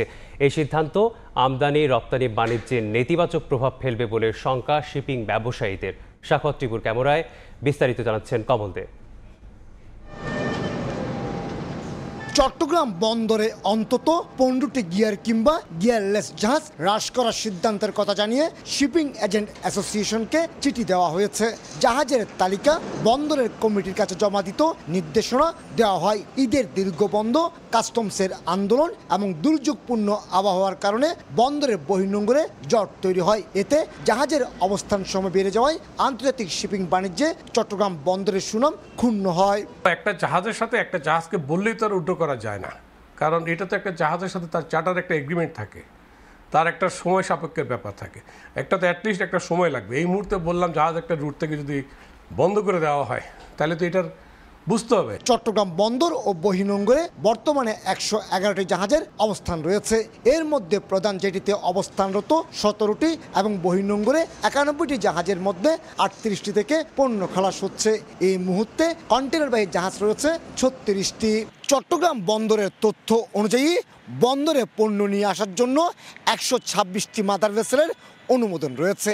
এর মাঝে 90 থেকে 96টি মাদার ভেসেল পণ্য আনা নেওয়া করছে, বাকিগুলি চলছে অ্যাডহক ভিত্তিতে। তবে এসব মাদার ভেসেল তাদের ধারণ ক্ষমতার কম সংখ্যক কন্টেনার আনায় চট্টগ্রাম বন্দরে জাহাজের গড় অবস্থানকালীন সময় বাড়ছে, এমনটি অভিযোগ বন্দরের। বন্দরের 16টি বার্থের মধ্যে 10টি বার্থ কন্টেনারবাহী জাহাজের জন্য বরাদ্দ রাখতে হয়। এক্ষেত্রে চলতি বছরের শুরুতে বন্দরে 96টি পণ্যবাহী জাহাজ আসা যাওয়া করে, কিন্তু অ্যাডহক ভিত্তিতে 25 থেকে 30টি জাহাজের অনুমোদন দেওয়া হয়েছিল। এই অবস্থায় জট এড়াতে 15টি জাহাজ বন্দরে অবস্থান করতে না দেওয়ার সিদ্ধান্ত নিয়েছে বন্দর কর্তৃপক্ষ। গিয়ারলেস জাহাজ খুব বেশি হয়ে গেছে, এটা যদি কমিয়ে গিয়ার জাহাজ আনা যায় তাহলে জিসিবি এবং ওই সিসিটি এবং অন্যান্য টার্মিনালগুলিতে জাহাজ সমানভাবে বন্টন করাটা সুবিধা। বছরে আমদানি রপ্তানি বাণিজ্যের অংশ হিসেবে 32 লাখের বেশি কন্টেনার এবং 13 কোটি মেট্রিক টন কার্গো পণ্য আনা নেওয়া করা হয় এসব জাহাজ দিয়ে। এর মধ্যে বিদেশি মালিকানাধীন জাহাজের সংখ্যাই বেশি। এটা আবার রিকনসিডার করা উচিত, কারণ পোর্টের অনেকগুলো এক্সিস্টিং ক্রাইসিস আছে। ওইগুলোতে যদি পোর্ট এমফাসাইজ করে যদি জাহাজগুলোকে 48 ঘন্টার মধ্যে যদি জাহাজ বন্দর থেকে বের করে দিতে পারে, যেভাবে আগে করেছে বন্দর, সেই চলমান প্রক্রিয়ায় পোর্টের এফোর্ট কোনো অংশে কম ছিল না। এখনও আমরা আশা করি পোর্ট সেটা করতে পারবে। চট্টগ্রাম বন্দরে দেশি বিদেশি অন্তত 30টি শিপিং লাইনের জাহাজ পণ্য আনা নেওয়া করে। এর মধ্যে প্রতি মাসে করে 113 থেকে 126টি কন্টেনারবাহী জাহাজ আসে এই বন্দরে। কমল দে, সময় সংবাদ, চট্টগ্রাম। 900 কোটি টাকা ব্যয়ে ঢাকা দক্ষিণ সিটির 4টি খাল সংস্কারের উদ্যোগ নেওয়া হয়েছে বলে জানিয়েছেন স্থানীয় সরকার বিভাগের সচিব মোহাম্মদ রেজাউল মাকসুদ জাহিদি। রাজধানীর একটি হোটেলে ডেঙ্গু প্রতিরোধ বিষয়ে আয়োজিত কর্মশালায় এ কথা জানান তিনি। বলেন, দেশে ডেঙ্গু মোকাবেলায় কার্যকর পরিকল্পনা দরকার। বলেন, মূল সমস্যা চিহ্নিত করতে না পারলে ডেঙ্গু প্রতিরোধ কঠিন হয়ে পড়বে। ডেঙ্গু প্রতিরোধে সঠিক সময়ে ফগিং হচ্ছে কিনা, বৃষ্টি মৌসুমের আগেই ফগিং করা হলে বেশি কার্যকর হয় কিনা, এ বিষয়ে যথাযথ পরিকল্পনা নেয়ার কথা বলেন বিশ্ব ব্যাংকের প্রতিনিধিরা।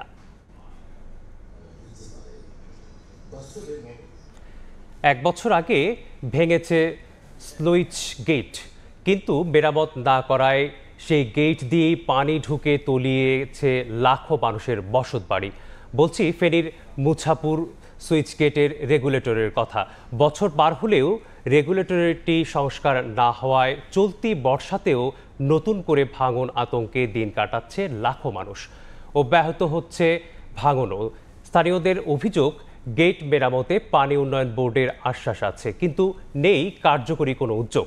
নোয়াখালী থেকে ফিরে সাইফুল কামরুলের সঙ্গে নিয়ে মনির হোসাইনের রিপোর্ট। ছবি তুলেছেন মোহাম্মদ শাহজাহান খান।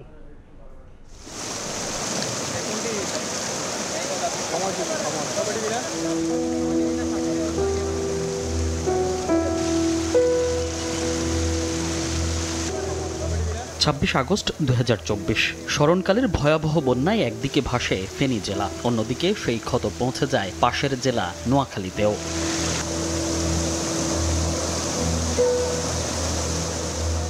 বন্যার পানির তীব্র চাপে ভেঙে যায় নোয়াখালীর কোম্পানিগঞ্জের মুছাপুর রেগুলেটর, আর এতেই ভাঙন আতঙ্কে নির্ঘুম রাত শুরু হয় এই উপজেলার বাসিন্দাদের। এক মুছাপুর রেগুলেটরের কারণে বিলীন হচ্ছে শত শত ঘরবাড়ি আর ধ্বংস হচ্ছে হাজারো স্বপ্ন। স্থানীয়রা বলছেন, যদি শীঘ্রই এই রেগুলেটর ঠিক করা না হয় তাহলে নদী গর্ভে পুরোপুরি বিলীন হয়ে যাবে মুছাপুরের এই ৭ নম্বর ওয়ার্ড। এই ওয়ার্ডের বাসিন্দা আব্দুল্লাহ সুজন জীবনের সব অর্জন দিয়ে বানিয়েছিলেন দোতলা বাড়ি। তবে ছোট ফেনী নদীর এমন আগ্রাসনে এখন তার দিন কাটছে আতঙ্কে। শুধু আব্দুল্লাহ নয়, এমন আতঙ্কে দিন পার করছেন নদী পাড়ের শত শত পরিবার। বাপদাদার রেখে যাওয়া ভিটে মাটি হারিয়ে নিঃস্ব সব পরিবার এখন আশ্রিত অন্য কোথাও। 40-45 বছর বয়সে ইনকাম যা করছে সবকিছু, একটা বিল্ডিং করছি, ঘর করছি, দেখেন এটা কিন্তু এই নদী গর্ভে চলে যাচ্ছে। এখন আমি যে এরপরে যে কিছু করব, আমার ছেলে মেয়েকে নিয়ে কোথায় থাকবো, আমার মা বাবাকে নিয়ে থাকবো, সেই পরিস্থিতিও নাই। বাজি নাই, কি করুম, কোথায় যাবো? মার্কিবের নামাজ ওই বেলা খাইছি, আমার ঠেঙ্গের তল তুন সাইরকুয়া জায়গা লই আমারও লই নদী ভিতরে ফেলাইছে। মুছাপুরের পাশাপাশি নদী গর্ভে বিলীন হচ্ছে একই উপজেলার চরহাজারী ও চরপার্বতী ইউনিয়নের অসংখ্য ঘরবাড়ি। তলিয়ে যাচ্ছে শত শত একর ফসলি জমি। এক এক পরিবার কয়েকবার ভাঙনের মুখে পড়ে এখন যাপন করছেন মানবেতর জীবন। অনেক জায়গা আসছিল, তখন এর ভিতরে তো বাড়িঘর ভাঙ্গি, ঘর দুয়ার তো কবার লাইলাম, 3 বার 4 বার লাইছি। আমাদের বাড়ি ঘর, কবরস্থান, মসজিদ সবকিছু চলে যাইতেছে। বাড়ি আগা ছিল ওইদিকে ভাঙতে বর্তমানে এখানে আরেকজন জায়গার উপরে আছি। তো যদি এখানে না থাকতে পারি আমরা কমে যাই, এটা আল্লাহ মাহবুদ জানে, আমরা নিজেরাও জানি না। তবে গেল বছর বন্যার পর চরপার্বতী এলাকার রক্ষায় কিছুটা স্বস্তি এনে দিয়েছে একটি বাঁধ। স্থানীয়দের নিজ উদ্যোগ ও অর্থায়নে দেয়া এ বাঁধের কারণে ভরাট হতে শুরু করেছে ভেঙে যাওয়া কিছু অংশ। জেগে ওঠে প্রায় 500 একর জমি। স্থানীয় জনপ্রতিনিধির দাবি, জরুরি ভিত্তিতে সরকারের সহায়তা পেলে নদী ভাঙন থেকে রক্ষা পাবে এই ইউনিয়নের কয়েকশো পরিবার। এদিকে দ্রুত রেগুলেটরের কাজ শুরুর আশ্বাস দিচ্ছেন জেলার পানি উন্নয়ন বোর্ডের নির্বাহী প্রকৌশলী। জানান, চাহিদার আলোকে জরুরি ভিত্তিতে বরাদ্দের কথাও। এই বাঁধটা যদি কোনো রকম ভেঙে যায় তাহলে আমাদের আবার কি বিশাল ভোগান্তি হবে। যদি এখানে 50 লক্ষ টাকার আনুমানিক কাজ করে স্থায়ী সমাধান হবে। ভাঙনের জন্য মাননীয় প্রধান উপদেষ্টা আমাদের অনুমোদন করবে বাংলাদেশ সেনাবাহিনীর 34 ইঞ্জিনিয়ার কনস্ট্রাকশন ব্রিগেড। তারা এক্সিকিউটিং এজেন্সি হিসেবে সেখানে প্রায় 10.230 মিটার, মানে 10 কিলো 230 মিটার মানে প্রতিরক্ষা কার্যক্রম বাংলাদেশ সেনাবাহিনী কর্তৃক বর্তমানে তাদের তত্ত্বাবধানে বাস্তবায়ন হচ্ছে। চলতি বছর ফেনীতে নতুন করে প্লাবিত হওয়ায় আতঙ্ক বেড়েছে ছোট ফেনী নদী তীরবর্তী বাসিন্দাদের। তারা বলছেন, গত বছরের মতো আবারও ভয়াবহ বন্যা হলে নদী গর্ভে বিলীন হতে পারে লক্ষাধিক পরিবার। মনির হোসাইন, সময় সংবাদ, নোয়াখালী। টানা বৃষ্টিতে যশোরে গ্রীষ্মকালীন সবজির ব্যাপক ক্ষতি হয়েছে। জলাবদ্ধতায় নষ্ট হয়েছে ফসল। যেসব ক্ষেতে পানি সরে গেছে সেখানে ফসল বিপর্যয়ে দেখা দিয়েছে। চাষিরা বলছেন, এ মৌসুমের সব পরিশ্রম বিফলে গেছে। কৃষি বিভাগ বলছে, ক্ষতির পরিমাণ কমিয়ে আনতে সব ধরনের পরামর্শ দেয়া হচ্ছে। আব্দুল কালাম আজাদের ছবি ও জুয়েল মৃধার তথ্য নিয়ে রিপোর্ট। কোনো ক্ষেতে জমে আছে পানি, কোথাও নুইয়ে পড়েছে ফসল। চলতি খরিফ মৌসুমে যশোরে প্রায় 13,000 হেক্টর জমিতে গ্রীষ্মকালীন সবজি চাষ হয়েছে। বিশেষ করে সদর, বাঘারপাড়া ও চৌগাছা উপজেলায় পটল, বেগুন, করলা, চিচিঙ্গা, লাল শাক, মরিচ সহ বিভিন্ন সবজি আবাদ করেছেন কৃষক। তবে গত 1.5 মাসের বৃষ্টিতে ক্ষেতে পানি জমে নষ্ট হয়ে যাচ্ছে গাছ। যেসব ক্ষেতে পানি জমেনি সেসব জমিতেও ফলন বিপর্যয় হয়েছে। এতে আর্থিক ক্ষতির মুখে কৃষক। 27,000 টাকা দিয়ে তাটা আবাদ করতে পারিনি। পটল লাগালাম, সব নষ্ট হয়ে গেছে। 2 মাসের জন্য কোনো আবাদ কোনো কিছু হবে না। এখন লিজালারও টাকা দিতে আসছে না। বৃষ্টি যদি এইভাবে রেগুলার হতে থাকে তাহলে আমাদের পুরো কোটি কোটি টাকা ছাড়া নষ্ট হয়ে যাবে আব্দুলপুর মোড়ে। 8 বিঘা জমি প্রায় চাষাবাদ সবই প্রায় শেষ। প্রায় 8-9 লক্ষ টাকা খরচ। সেখানে ধরেন আমি এখন বেনিফিট কিছুই পাচ্ছি না। দ্রুত পটলটা নষ্ট হয়ে গেল। আমার 10 কাটা শাক ছিল, শাক শেষ হয়ে গেছে। মনে করেন যে আষাঢ়ি পটল অনেকে লাগাইছিল, সেটা নষ্ট হয়ে গেছে। বেগুন ছিল, বেগুন নষ্ট হয়ে গেছে। মনে করেন যে ভাইরাসের কারণে বেগুন নষ্ট হয়ে যাচ্ছে, বৃষ্টির কারণে সমস্যা। কপিতে এখন সময় চারা ফেলবো, ভুই তো মনে করেন যে আমাদের চষতে পারছি না, ভুইজও হচ্ছে না। এখন যদিও বা সারা ফেলা হচ্ছে, ভুই জুত হচ্ছে না, সারা মাছ যাচ্ছে। কৃষি বিভাগ বলছে ক্ষতির পরিমাণ কমিয়ে আনতে দেয়া হচ্ছে সব ধরনের পরামর্শ। কিভাবে ছত্রাকনাশক, কিভাবে কীটনাশক এবং কিভাবে সার প্রয়োগ করলে আমরা সেগুলোকে আবার রিকভার করতে পারবো, আশা করছি আমরা রিকভার করতে পারছি এবং আমাদের মাঠ পর্যায়ের কর্মকর্তারা তাদের পাশে আছে। আবহাওয়া ও কৃষি বিভাগের তথ্য মতে জুন ও জুলাই মাসে যশোরে গড় বৃষ্টি হয়েছে 1049 মিলিমিটার। এতে জেলার 150 হেক্টর জমি সম্পূর্ণ এবং 681 হেক্টর জমির 50% শাকসবজি ক্ষতিগ্রস্ত হয়েছে। সময় সংবাদ, যশোর। ভোরের সময় এই ছিল আমার কাছে। পরবর্তী সংবাদগুলো জানতে সঙ্গে থাকবেন ইয়াসমিন অনন্যা। ধন্যবাদ আলিফ আপনাকে। খুলনা অঞ্চলের বিভিন্ন উপজেলায় শত শত সরকারি খাল ও জলমহাল ইজারা দেয়ায় স্থানীয়দের মৎস্য ও কৃষিকাজ বাধাগ্রস্ত হচ্ছে। নিয়ম বহির্ভূতভাবে নেট পাটাতন বসিয়ে এসব খালে পানি প্রবাহে বাধা সৃষ্টি করা হচ্ছে। এতে একদিকে সাধারণ মানুষ মাছ ধরতে পারছে না, অন্যদিকে শুষ্ক মৌসুমে কৃষির জন্য পানি মিলছে না। ভোগান্তিতে পড়েছেন কৃষক ও মৎস্যজীবীরা। নিয়ামুল হোসেন কোচির তোলা ছবিতে আব্দুল্লাহ আল মামুন রুবেলের প্রতিবেদন। খুলনার পাইকগাছার লতা ইউনিয়নের অন্তত 5 গ্রামের মানুষের জীবন জীবিকা একসময় নির্ভর ছিল এই সরকারি খালের উপর। স্থানীয়দের অভিযোগ, গয়েশা ও পোদা নদীতে প্রবাহমান খালকে বদ্ধ দেখিয়ে ইজারা দেয়া হয়। ইজারার পর খালের মুখে এবং বিভিন্ন স্থানে বসানো হয়েছে পাটাতন ও জাল। বর্ষায় জলাবদ্ধতা, শুষ্ক মৌসুমে পানির অভাব, দুই দিক থেকেই ভোগান্তিতে পড়েছেন স্থানীয়রা। মাছ ধরা তো দূরের কথা, সেচের পানিও মিলছে না জমিতে।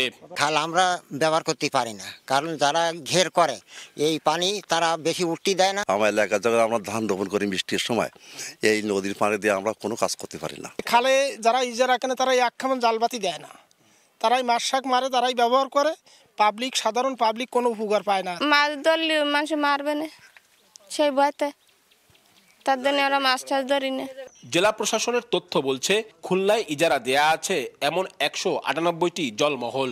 জলমহল ব্যবস্থাপনা নীতিমালা 2009 থাকলেও বাস্তবে অনেক ক্ষেত্রেই ইজারাদাররা প্রভাব খাটিয়ে পানি প্রবাহে বাধা দিচ্ছে। সরকারি নিয়ন্ত্রণ কার্যকর নেই অধিকাংশ জলমহলে। শুধু ইজারাভুক্ত খালি নয়, আরও 2 শতাধিক জলমহল এখনো রয়েছে প্রভাবশালীদের কবজায়। ডুমুরিয়া, দাকব, বটিয়াঘাটা, তেরোখাদা ও রূপসায় বহু জেলে অভিযোগ করেছেন অনুমতি থাকা সত্ত্বেও তারা মাছ ধরতে পারছেন না। ওদের টাইম মতো ওরা পানি নামায়, উঠায়, কিন্তু সাধারণ জনগণের কোনো উপকারিতা আসে না। এখন ধান পাতা ফেলানোর সময় প্রত্যেকের জাল, টুনা জাল, বিভিন্ন জালের জন্য পানি বদ্ধ হয়ে থাকে। আমরা চাই যে এই খালের এই নেট পাটাগুলো যাতে না থাকুক, সাধারণ মানুষ যাতে 2টা মাছ মেরে খেতে পারে, সাধারণ মানুষ উপকৃত হতে পারে, এটাই হচ্ছে আমাদের দাবি। কৃষি বিভাগের হিসাবে জলাবদ্ধতার কারণে প্রতি বছর প্রায় 40,000 হেক্টর জমি অনাবাদি থেকে যাচ্ছে। পানির প্রবাহ নিশ্চিতে জলমহলগুলো উন্মুক্ত করার জন্য জেলা প্রশাসন সহ বিভিন্ন দপ্তরে আবেদন করেছে সংস্থাটি। এই বিষয়টা নিয়ে আমরা বিভাগীয় সবাই কথা বলছি। পানি উন্নয়ন বোর্ড, এলজিইডি, আপনার পল্লী বিদ্যুৎ, আমাদের ডিএই, যেটা এই যদি সবগুলা বিভাগ আমরা একসাথে কাজ করতে পারি তাহলে এটা থাকবে না। এমন উদ্বেগজনক পরিস্থিতিতে মন্ত্রণালয়ের নির্দেশে সম্প্রতি খুলনার বিভিন্ন উপজেলায় 8টি খাল উন্মুক্ত করেছে জেলা প্রশাসন। পানি প্রবাহ স্বাভাবিক রাখতে ও প্রয়োজনে খাল উন্মুক্ত করতে উদ্যোগ নেওয়া হচ্ছে বলে জানান জেলা প্রশাসক। ইতিমধ্যেই আমাদের 8টি জলমহল উন্মুক্ত হয়ে গিয়েছে, আরও বেশ কিছু জলমহল আমরা বিবেচনায় রেখেছি এবং আমরা যখন জলমহলগুলো পরিদর্শন করছি কিংবা কোনো অভিযোগ পাচ্ছি তখন আমরা সেখানে আস্তে আস্তে কঠোর হয়ে যাচ্ছি। জেলা প্রশাসনের তথ্য মতে খুলনা জেলায় মোট জলমহলের সংখ্যা 643টি। আব্দুল্লাহ আল মামুন রুবেল, সময় সংবাদ, খুলনা। খুলনায় টানা বৃষ্টিতে প্রায়ই প্লাবিত হচ্ছে নিম্নাঞ্চল। পানি নামতে না পারায় একাকার হচ্ছে সবজি ক্ষেত ও মাছের ঘের। চলতি মাসেই ক্ষতি হয়েছে কয়েক কোটি টাকার। জলাবদ্ধতার কারণ হিসেবে খাল দখল ও বাঁধ দিয়ে প্রভাবশালীদের মাছ চাষকে দায়ী করেছেন ক্ষতিগ্রস্তরা। নিয়ামুল হোসেন কোচির ক্যামেরায় তানজিম আহমেদের রিপোর্ট। একের পর এক দুর্যোগে ঘুরে দাঁড়াতে হিমশিম অবস্থা দক্ষিণাঞ্চলের কৃষিকাজে জড়িত হাজারো মানুষের। সম্প্রতি অতিবৃষ্টিতে আবারও নাজেহাল অবস্থা তাদের। ভেসে যায় মাছের ঘের। সপ্তাহব্যাপী পানিতে নিমজ্জিত ছিল বর্ষাকালীন সবজি, অফ সিজন তরমুজের ক্ষেত, আউশ ধান এবং রোপা আমনের বীজতলা। বৃষ্টির পানি নেমে যাওয়ার সঙ্গে সঙ্গে স্পষ্ট হতে থাকে ক্ষতির চিত্র। কৃষি ও মৎস্য বিভাগের তথ্য মতে চলতি মাসের অতিবৃষ্টিতে জেলায় ভেসে যায় 6,500-এর অধিক ঘের, প্লাবিত ছিল 1100 হেক্টর জমি, যাতে ক্ষতি হয়েছে প্রায় 22 কোটি টাকা। জলাবদ্ধতায় এমন ক্ষতির কারণ হিসেবে প্রাকৃতিকের চেয়ে মানবসৃষ্ট কারণকেই বেশি দুষছেন স্থানীয়রা। এই অবস্থা থেকে ঘুরে দাঁড়াতে সরকারি সহযোগিতা প্রয়োজন বলে জানান ক্ষতিগ্রস্তরা। কৃষি লাগাচ্ছি, শসা লাগাই, কুমড়ো লাগাই, তারপরে লাউ লাগাই, কিচ্ছু করতে পারিনি, জলের তলায় গেছে। ধান করি আমি, সেই সমস্ত ধান ফেলানো সব তলায় দিয়ে সব নষ্ট হয়ে গেছে। আমরা যারা ঘের করি আমাদের কোটি কোটি টাকা ভেসে গেছে। প্রচুর মাছ বেরিয়ে পাশে নদীতে চলে যায়, ঘেরে বর্তমানে কিছু নেই। আর সংশ্লিষ্ট সংস্থাগুলো বলছে ক্ষতিগ্রস্তদের তালিকা পাঠানো হয়েছে মন্ত্রণালয়ে। একই সঙ্গে ভবিষ্যতে ক্ষয়ক্ষতির পরিমাণ কমাতে বিভিন্ন পরামর্শও দেন তারা। কোন পর্যন্ত পানি ওঠে সেইটাকে মাথায় রেখে আমাদের ঘেরের পাড়গুলোকে ততটুকু উঁচু করতে হবে এবং মজবুত করতে হবে। আশা করি যে এক সপ্তাহের মধ্যে আমরা এটা পাওয়া যাবো। এখানে তাদেরকে বীজ সহায়তা দেওয়া হবে, তাদেরকে সারের সহায়তা দেওয়া হবে, মানে উপকরণ হিসাবে, এবং এটা কৃষককে তাদের প্রত্যেক কৃষকের হাতে এটা পৌঁছে দেওয়া হবে। স্থানীয় আবহাওয়া অফিসের তথ্য মতে চলতি মাসে খুলনায় 600 মিলিমিটার বৃষ্টিপাত রেকর্ড করা হয়েছে। তানজিম আহমেদ, সময় সংবাদ, খুলনা। 2 বছর না যেতেই বাংলাদেশ ও বিশ্ব ব্যাংকের যৌথ অর্থায়নে পরিচালিত নড়াইলে কৃষকদের পার্টনার স্কুলগুলোতে চরম অব্যবস্থাপনা। কৃষকদের পাওনা টাকা নিয়ে 9-6-এর অভিযোগ কালিয়া উপজেলা কৃষি কর্মকর্তার বিরুদ্ধে। তবে অভিযোগ অস্বীকার করেছেন ওই কর্মকর্তা।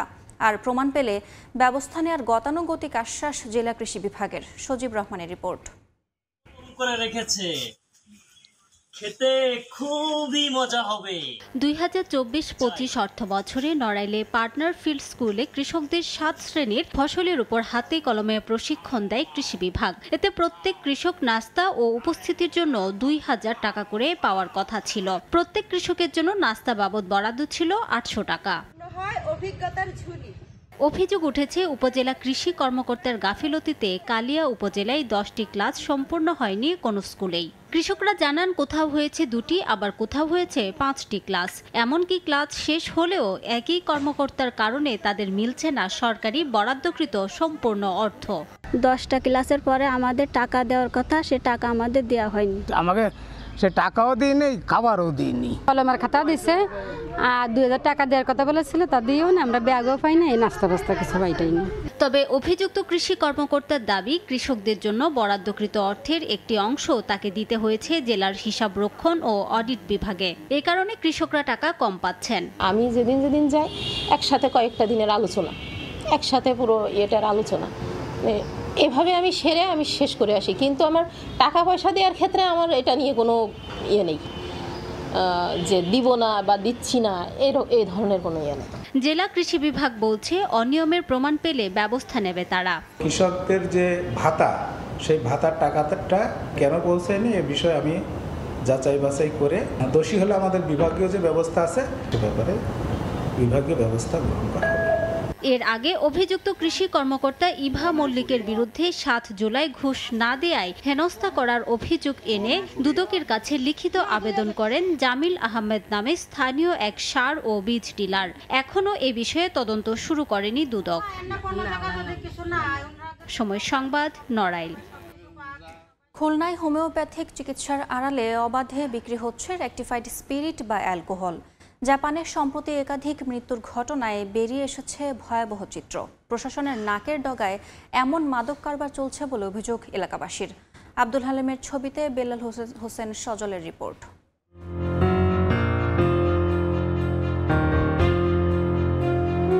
খুলনায় হোমিওপ্যাথিক ওষুধের আড়ালে রেকটিফাইড স্পিরিট বা অ্যালকোহল বিক্রির অভিযোগ উঠেছে। সম্প্রতি একই এলাকায় 6 জনের মৃত্যুর ঘটনায় চাঞ্চল্যকর তথ্য উঠে এসেছে সামনে।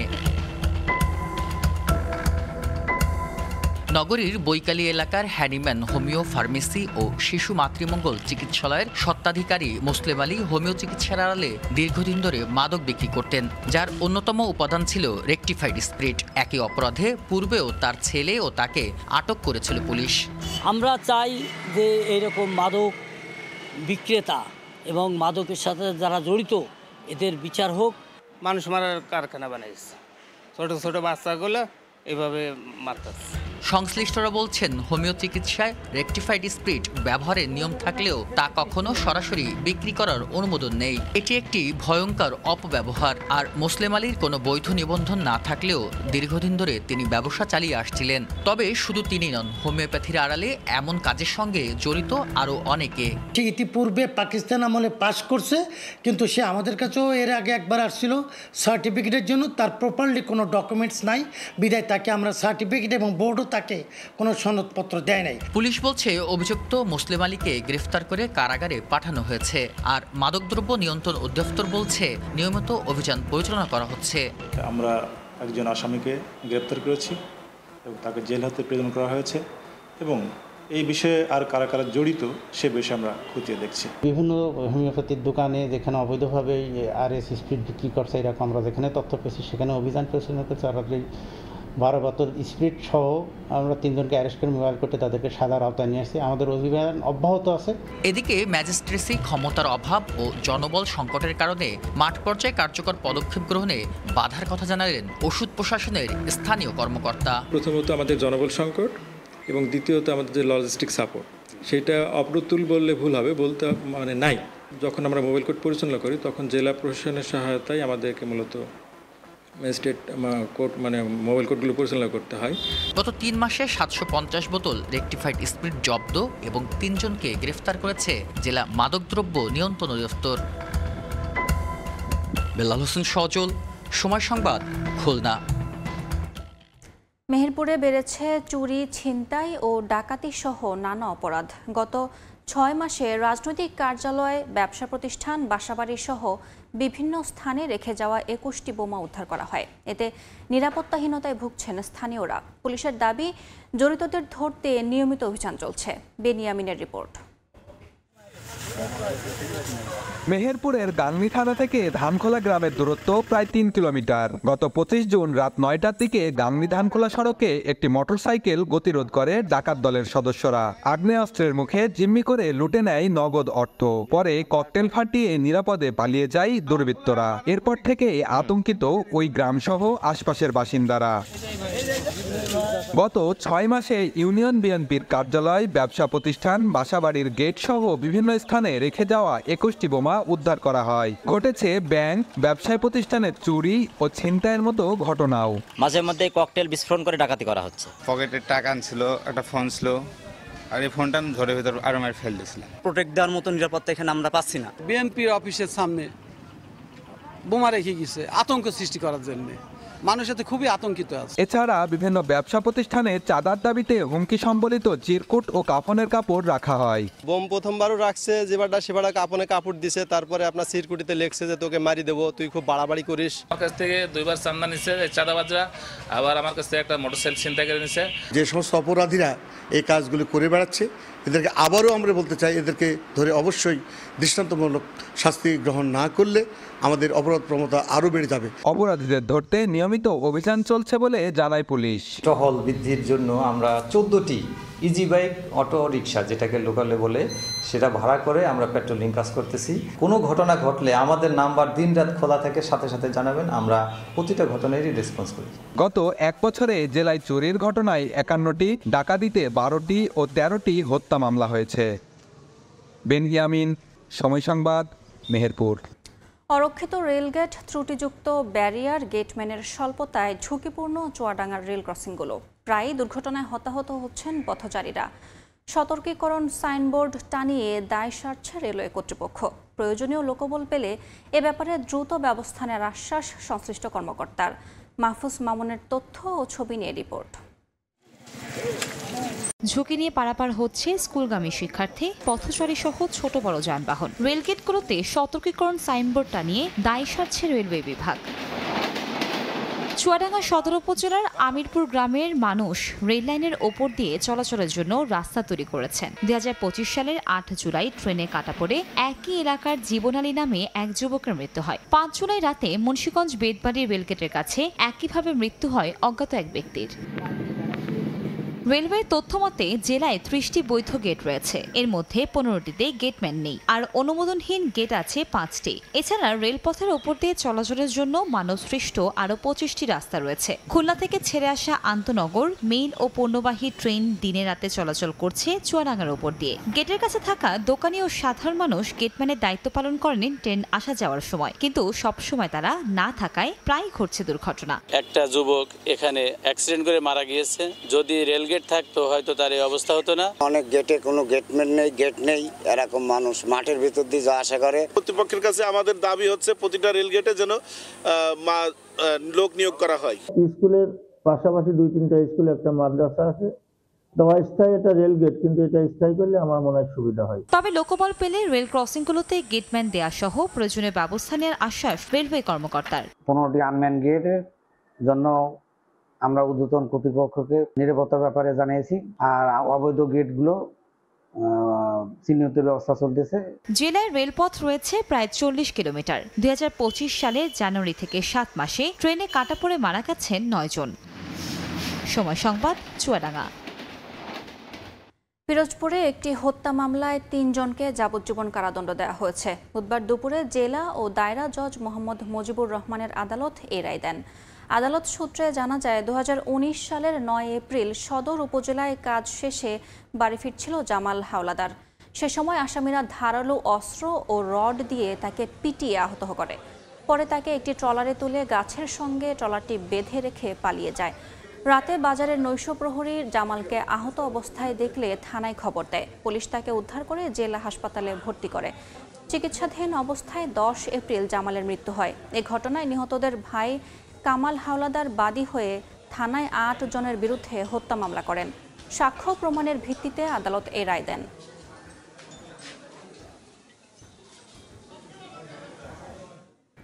দুই মাসের ব্যবধানে সাতক্ষীরার বিভিন্ন উপজেলায় মরিচচাপ নদীর ওপর নির্মিত 7টি ব্রিজ ভেঙে পড়ে নদীতে। এতে যাতায়াত ভোগান্তিতে 3টি উপজেলার হাজার হাজার মানুষ।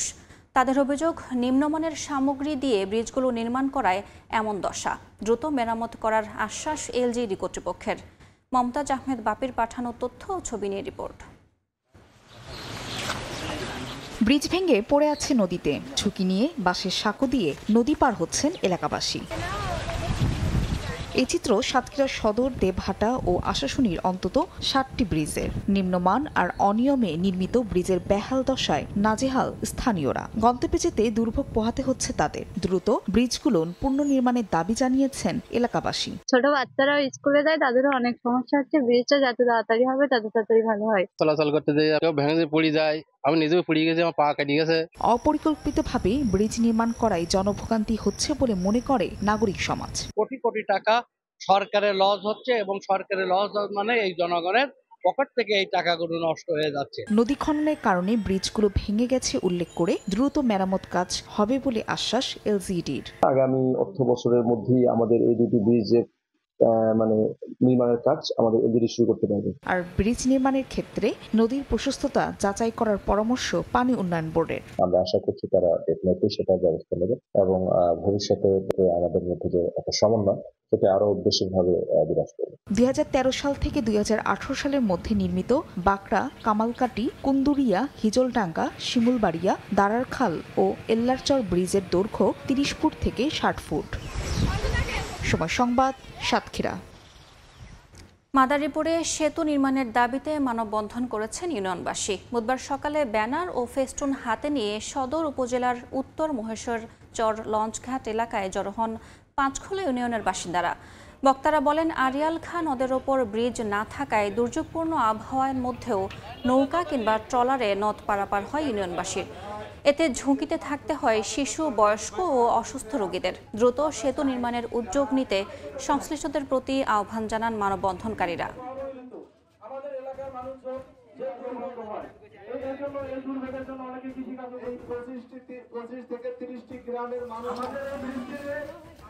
নারায়ণগঞ্জের ফতুল্লায় জলাবদ্ধতা নিরসনের দাবিতে মানববন্ধন ও বিক্ষোভ সমাবেশ করেছেন এলাকাবাসী। বুধবার দুপুরে ফতুল্লা প্রেস ক্লাবের সামনে ঢাকা নারায়ণগঞ্জ পুরাতন সড়ক অবরোধ করে ঘণ্টাব্যাপী কর্মসূচি পালন করেন তারা। বক্তারা বলেন, প্রতি বর্ষা মৌসুমে বৃষ্টি হলে কয়েকটি নিচু এলাকায় তীব্র জলাবদ্ধতার সৃষ্টি হয়, তলিয়ে যায় রাস্তাঘাট ও ঘরবাড়ি। বছরের পর বছর জলাবদ্ধতার চরম ভোগান্তিতে এলাকাগুলোর লক্ষাধিক মানুষ। দ্রুত স্থায়ীভাবে জলাবদ্ধতা নিরসনে জেলা প্রশাসনের প্রতি জোর দাবি জানান অংশগ্রহণকারীরা।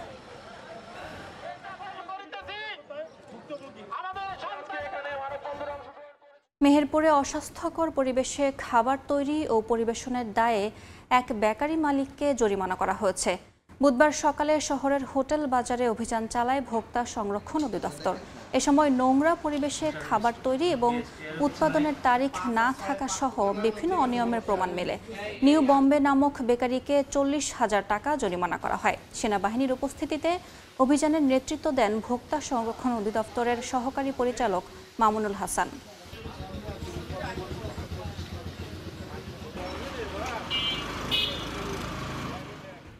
চট্টগ্রাম প্রকৌশল ও প্রযুক্তি বিশ্ববিদ্যালয়ে শুরু হয়েছে 2 দিনব্যাপী সেমিনার অন এনার্জি সিকিউরিটি। সেমিনারের শুরুতে বুধবার বের করা হয় বর্ণাঢ্য র্যালি।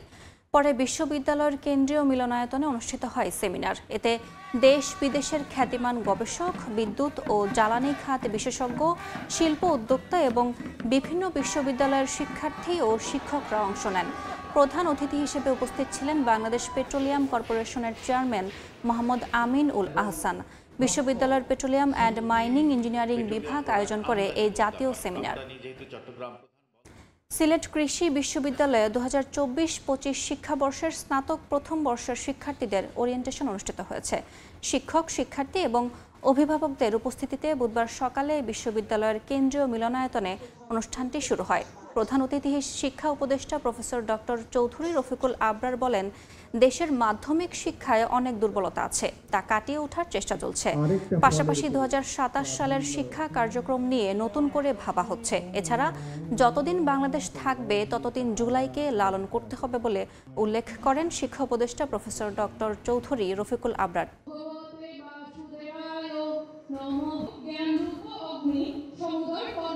এবং সায়েন্স অ্যান্ড টেকনোলজি ইউনিভার্সিটিতেও আমি গিয়েছি, কিন্তু এগ্রিকালচার ইউনিভার্সিটিতে।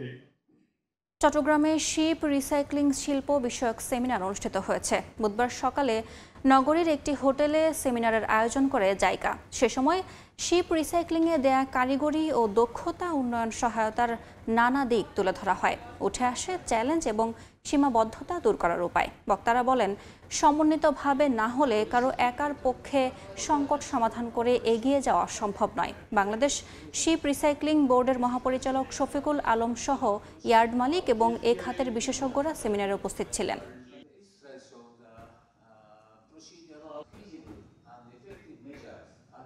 8.8 মাত্রার শক্তিশালী ভূমিকম্পের পর রাশিয়ার কামচাটকা অঞ্চলে শুরু হয়েছে আগ্নেয়গিরির অগ্ন্যুৎপাত। পরিস্থিতি পর্যবেক্ষণে সতর্ক অবস্থায় রয়েছে কর্তৃপক্ষ।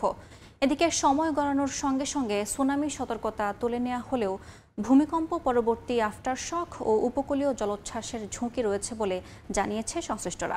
সুনামি সতর্কতা তুলে নেওয়া হয়েছে জাপানের বেশ কয়েকটি অঞ্চল থেকেও। অন্যদিকে পানি এবং উপকূল থেকে সাধারণ মানুষকে দূরে থাকার নির্দেশনা দিয়ে সুনামির সতর্কতা তুলে নিয়েছে যুক্তরাষ্ট্রের হাওয়াই দ্বীপপুঞ্জও। স্থানীয় সময় বুধবার 8.8 মাত্রার শক্তিশালী ভূমিকম্পে কেঁপে ওঠে রাশিয়ার কামচাটকা উপদ্বীপ। পূর্ব উপকূলে ভূমিকম্পের পর শক্তিশালী ঢেউয়ে ভেসে যায় সেভেরোকুরিলস্ক শহর। স্রোতের পানি ঢুকে পড়ে শহরের ভবনগুলোতে। দুর্বল অবকাঠামোর কারণে প্রত্যন্ত অঞ্চলে কয়েকজন আহত হন। জোয়ারে ভেসে যায় গাড়ি ও গাছপালা। শক্তিশালী ভূমিকম্পের পর কামচাটকা অঞ্চলে শুরু হয়েছে ক্লিউচেভস্কয় আগ্নেয়গিরির অগ্ন্যুৎপাত। বিষয়টি নিশ্চিত করেছে রুশ ভূতাত্ত্বিক সংস্থা। তারা জানায়, কামচাটকার প্রত্যন্ত এলাকায় অবস্থিত সক্রিয় এই আগ্নেয়গিরি থেকে ধোঁয়া ও ছাই ছড়িয়ে পড়ছে। এদিকে সময় গড়ানোর সঙ্গে সঙ্গে সুনামি সতর্কতা তুলে নেওয়া হলেও ভূমিকম্প পরবর্তী আফটারশক ও উপকূলীয় জলোচ্ছ্বাসের ঝুঁকি এখনও রয়ে গেছে বলে জানিয়েছে স্থানীয় কর্তৃপক্ষ। ভূমিকম্পের পর জাপানের হোক্কাইডো উপকূলে আছড়ে পড়ে সুনামি ঢেউ। বেশ কয়েকটি উপকূলীয় প্রশাসনিক অঞ্চলে প্রাথমিকভাবে 20 লাখ মানুষকে সরিয়ে নেওয়ার নির্দেশ দেওয়া হয়। পরে জাপানের আবহাওয়া সংস্থা কান্তো থেকে ওয়াকায়ামা উপকূল পর্যন্ত সুনামির সর্বোচ্চ সতর্কতা নামিয়ে শুধুমাত্র সতর্কতা দেয়। উপকূলীয় অঞ্চল থেকে সুনামি সতর্কতা তুলে নিয়েছে ফিলিপিন্সও। রাশিয়ার ভূমিকম্পের জেরে যুক্তরাষ্ট্রের হাওয়াই দ্বীপপুঞ্জে সুনামির সর্বোচ্চ সতর্কতা জারি করা হয়েছিল। ওই সময় দ্বীপটির বাসিন্দাদের উঁচু স্থানে আশ্রয় নেওয়ার নির্দেশ দিয়েছিল কর্তৃপক্ষ। পরবর্তীতে সর্বোচ্চ সতর্কতা তুলে নেয় স্থানীয় কর্তৃপক্ষ। তবে নিরাপত্তার স্বার্থে পানি এবং উপকূল থেকে সাধারণ মানুষকে দূরে থাকার নির্দেশ দেওয়া হয়। হাওয়াইয়ের পর গুয়াম এবং CNMI দ্বীপপুঞ্জ থেকেও সুনামি সতর্কতা তুলে দেওয়া হয়। এদিকে ভূমিকম্পের সময় ভয়কে তোয়াক্কা না করে জীবনের ঝুঁকি নিয়ে রোগীর অস্ত্রোপচার চালিয়ে যান রাশিয়ার পেট্রোপাভলোভস্ক কামচাটস্কি শহরের একটি হাসপাতালের চিকিৎসকরা। মুহূর্তেই সামাজিক যোগাযোগ মাধ্যমে ছড়িয়ে পড়ে ভিডিওটি। মৌসুমীর সাথী, সময় সংবাদ। ভোরের সময় আরও থাকছে। 2 বছর পর ডিপিএলে ফিরছে বিদেশি ক্রিকেটারের অংশগ্রহণ। এগিয়ে আসছে সূচি। ফেব্রুয়ারিতে প্রিমিয়ার লিগ আয়োজন করতে চায় CCDM। চীনের গুয়াংজু শহরে জমকালো আয়োজনে উদযাপিত হলো বিশ্বের একমাত্র জীবিত জায়ান্ট পান্ডা ট্রিপলেটসের 11তম জন্মদিন। বিশেষভাবে বানানো ফল কেক আর বাঁশের খাবারে ছিল জন্মদিনের আয়োজন। চমকপ্রদ সেই মুহূর্তের সাক্ষী হতে ভিড় জমিয়েছিল শত শত দর্শনার্থী। চীনের গুয়াংজু শহরের চিড়িয়াখানার ভেতরে সাজানো রয়েছে বাঁশের তৈরি কেক, যা উপভোগ করতে ব্যস্ত পান্ডা শুয়ায় শুয়ায়। মেংমেং খেলছিল হার্ট শেপ দোলনায়। কুকু বরফের চাদরে শুয়ে উপভোগ করছিল ঠান্ডা কেক। পার্কের দর্শনার্থীরা মোবাইলে বন্দি করছিল প্রতিটি মুহূর্ত। একমাত্র ট্রিপলেট পান্ডা হওয়ায় তাদের জনপ্রিয়তা বিশ্বজুড়ে। চিড়িয়াখানা কর্তৃপক্ষ জানায়, পান্ডাগুলো জন্মের পর থেকে বেশ যত্নের সঙ্গে বড় করা হয়। নিয়মিতই তাদের জন্য বিভিন্ন রকমের এনরিচমেন্ট অ্যাক্টিভিটির আয়োজন করা হয় বলেও জানায় তারা। চিমেলং সাফারি পার্কের বাসিন্দা 3 ভাই বোন পান্ডা মেংমেং, শুয়াই শুয়াই আর কুকু 2014 সালে মাত্র 4 ঘন্টার ব্যবধানে জন্ম নেয়। সেই বিরল ঘটনার 11 বছর পূর্তিতে মঙ্গলবার আয়োজন করা হয় তাদের প্রিয় খাবার দিয়ে সাজানো জন্মদিন উৎসব। অর্জিতা শেজিন, সময় সংবাদ। কথা দিয়েও কথা রাখেনি বিসিবি। টেস্ট মর্যাদার 25 বছর পূর্তি উপলক্ষে প্রতিটি জেলা ক্রীড়া সংস্থাকে ক্রিকেট কার্নিভালের জন্য 25,000 করে টাকা দেওয়ার কথা থাকলেও 1.5 মাস পরও সেই অর্থ হাতে পায়নি সংস্থাগুলো। স্কুল ক্রিকেটের জন্য স্পন্সর প্রতিষ্ঠান গেল জানুয়ারিতে বিসিবিকে অর্থ বুঝিয়ে দিয়েছে। সেই টাকাও জেলা ক্রীড়া সংস্থাগুলোকে দেয়নি বিসিবি। নিজেদের টাকায় ইভেন্ট আয়োজন করে বিপাকে কর্মকর্তারা। অসহায়তার কথা জানান সময় সংবাদে। বিসিবি জানিয়েছে, অভ্যন্তরীণ সমস্যার কারণে সময় এত অর্থ দিতে পারেনি তারা। তামিম হোসেনের রিপোর্ট। বহু জায়গায় ক্রিকেট ঘুমিয়েছিল, ওই তাদেরকে একটা ওয়েক আপ কল দেওয়া। দায়িত্ব নিয়ে টাইগারদের টেস্ট মর্যাদার 25 বছর পূর্তি আয়োজনের মধ্য দিয়ে সারা দেশের ক্রীড়া সংস্থার ঘুম ভাঙাতে চেয়েছিলেন বিসিবি সভাপতি। কিন্তু এই আয়োজনের পেছনে আছে চরম অনিয়মের গল্প। শুধু তাই নয়, সময় সংবাদের অনুসন্ধানে উঠে এসেছে প্রাইম ব্যাংক স্কুল ক্রিকেটের অর্থ বরাদ্দ নিয়েও বিসিবির অনিয়মের চিত্র। টেস্ট মর্যাদা প্রাপ্তির রজত জয়ন্তী উপলক্ষে প্রতিটি জেলা ক্রীড়া সংস্থাকে বিসিবি নির্দেশনা দেয় অনূর্ধ্ব 12 ক্রিকেট কার্নিভাল আয়োজনের। প্রতি জেলায় বরাদ্দ থাকে 25,000 টাকা। নিজেদের অর্থে কার্নিভাল আয়োজন করে এখন বিপদে জেলা ক্রীড়া সংস্থাগুলো। 1.5 মাস পার হলেও জেলা ক্রীড়া সংস্থাগুলো পায়নি প্রতিশ্রুত সেই অর্থ। আমি বললাম যে তাহলে গেম ডেভেলপমেন্টে তো আমাদের 25 বছর পূর্তিতে আরো 2 আমরা বাস্তবায়ন করতে গেলে তো আসলে টাকা লাগে। উনি আমাকে বললো যে বাস্তবায়ন করে 25 তারিখের পরে 2-3 দিন পরে আমরা টাকা দিয়ে দেবো। ডিভিজার বাই ডিভিজার বলে আপনাদের প্রোগ্রামে বরাদ্দ আসছে কিনা, যদি বরাদ্দ আসে তাহলে আপনি ব্যাংকে স্টেটমেন্ট নিয়ে আসেন, টাকা না আসলে তো অগ্রিম টাকা ছাড়ে এই ক্রীড়া সংস্থা তো।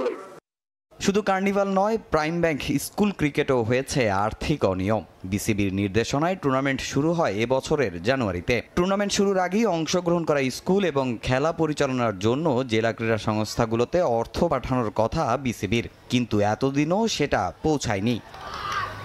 বিসিবি থেকে টাকা না পেয়ে নিজেদের পকেটের অর্থ ব্যয় করে আয়োজন করা হয় টুর্নামেন্টগুলো। অংশগ্রহণ করা স্কুলগুলো টাকা না পেয়ে ধর্ণা দেয় জেলা ক্রীড়া সংস্থায়। শুনতে হয় কটু কথাও। বিসিবির স্বেচ্ছাচারিতার শিকার জেলা ক্রীড়া সংস্থাগুলো।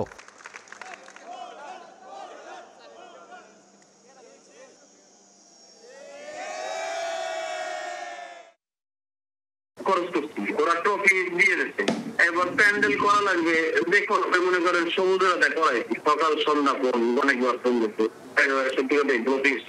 আমি বললাম যে আপনি ঈদের সময় টাকাটা পাবেন, ফাইনালও হয়ে গেছে, তাও মনে হয় মাস দিয়ে গেছে, তাহলে এই খরচ করছে, তাহলে বিসিবির কাছে দেয়, তাহলে বিসিবি কেন টাকা দিতে এত লেট করে?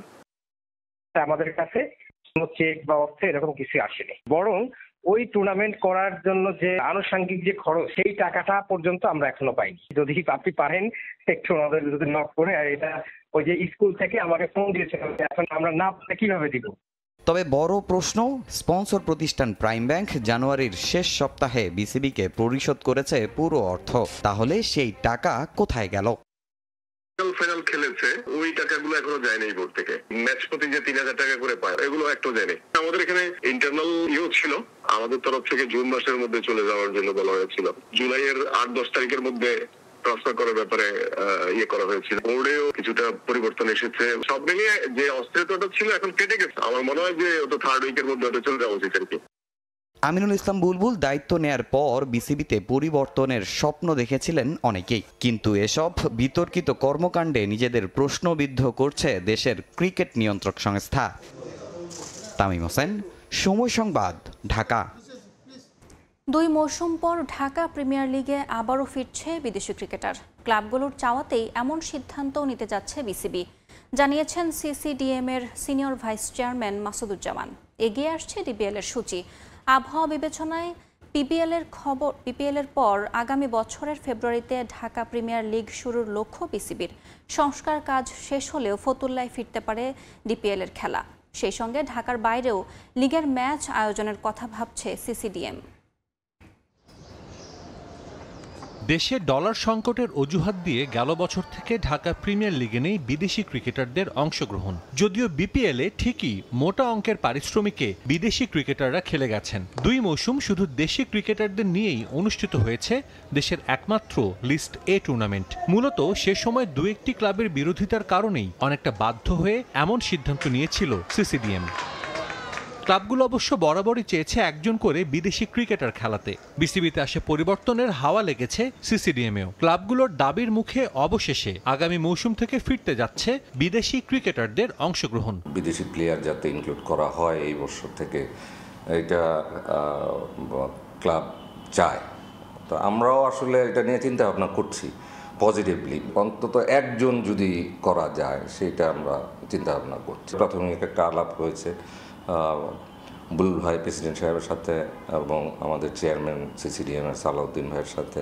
প্রিমিয়ার লিগের সূচিতে পরিবর্তন ক্রিকেটারদের দীর্ঘদিনের দাবি। তীব্র গরমে খেলা হওয়ায় অনেক ক্রিকেটারের মাঠে অসুস্থ হওয়ার নজিরও আছে। সবশেষ আসরে মাঠে ম্যাচ পরিচালনার সময় গরমে অসুস্থ হয়ে পড়েন আম্পায়ার গাজী সোহেল। সবকিছু বিবেচনায় আগামী ডিপিএল এর সূচিতেও আসছে পরিবর্তন। রমজান মাস প্রচণ্ড গরম থাকে, টেম্পারেচার টু হাই থাকে, প্লেয়ারগুলি অসুস্থ হয়ে যায় এবং বেশিরভাগ প্লেয়ার কিন্তু রোজা রেখে খেলে। বিপিএল যদি শেষ হয়ে যায় জানুয়ারির শেষ দিকে, গত বছর কিন্তু আমরা মার্চে করেছিলাম, তো এইবার আমরা চেষ্টা করতেছি এটাকে ফেব্রুয়ারিতে শুরু করা যায় কিনা। সংস্কার কাজ শেষ হলে ফতুল্লায় আবারও ডিপিএল এর ম্যাচ ফেরাতে চায় সিসিডিএম। বিকেএসপি নির্ভরতা কমাতে এনসিজিও আছে ভাবনায়। ঢাকার বাইরে ডিপিএল এর ম্যাচ আয়োজনের বিষয়টিও আছে সিসিডিএম এর আলোচনায়। বাস্তবতা কিন্তু ভিন্ন, বিকেএসপি ছাড়া ওরকম মাঠ নাই। ফতুল্লা নিয়ে আমরা ভাবছি এবং কাজও চলছে এবং ওইটার ব্যাপারেও কিন্তু পূর্বাচল নিয়েও কিন্তু আমরা কাজ করতেছি। আমরা আশা রাখি মানে 2টা যদি নাও পাওয়া যায়, যে কোনো একটা যাতে ঢাকা প্রিমিয়ার লিগটা শিফট করা যায় কিছু খেলা। আগামী বছরের ফেব্রুয়ারি মার্চে ভারত শ্রীলঙ্কায় বসবে টি-20 বিশ্বকাপ। বাংলাদেশ টি-20 দলের বিবেচনায় থাকা ক্রিকেটারদের ছাড়াই সে সময় অনুষ্ঠিত হবে ঢাকা প্রিমিয়ার লিগ। সাজিদ মুস্তাহিদ, সময় সংবাদ, ঢাকা। 2026-এ অস্ট্রেলিয়া সফরের প্রস্তুতি নিতে এ টিমের সফরে যেতে চান টাইগার স্পিনার নাঈম হাসান। সুযোগ পেলে ভিন্ন কন্ডিশন এবং উইকেটে নিজেকে প্রস্তুত করতে চান বলে জানিয়েছেন অফ স্পিনার। বাংলাদেশ দলে তার পরিচয় টেস্ট ক্রিকেটার হলেও নিজেকে 3 ফরম্যাটের জন্যই তৈরি রাখছেন নাঈম। কাজ করছেন নিজের ব্যাটিং নিয়েও। মিরপুরের হোম অফ ক্রিকেটে তারার মেলা। স্বাভাবিক অবস্থায় এটা খুব সাধারণ ঘটনা হলেও এই ছুটির মধ্যে বিষয়টা বেশ অবাক করা। একাডেমি মাঠে ব্যক্তিগত অনুশীলনে ব্যস্ত মুমিনুল সাদমান, তাইজুল এবাদতরা, সঙ্গে কোচ সোহেল ইসলাম এবং তালহা জুবায়ের। আর বাইরে তখন শান্ত, দীপু, নাইম, নাসির, শুভ, তানভীরদের অপেক্ষা।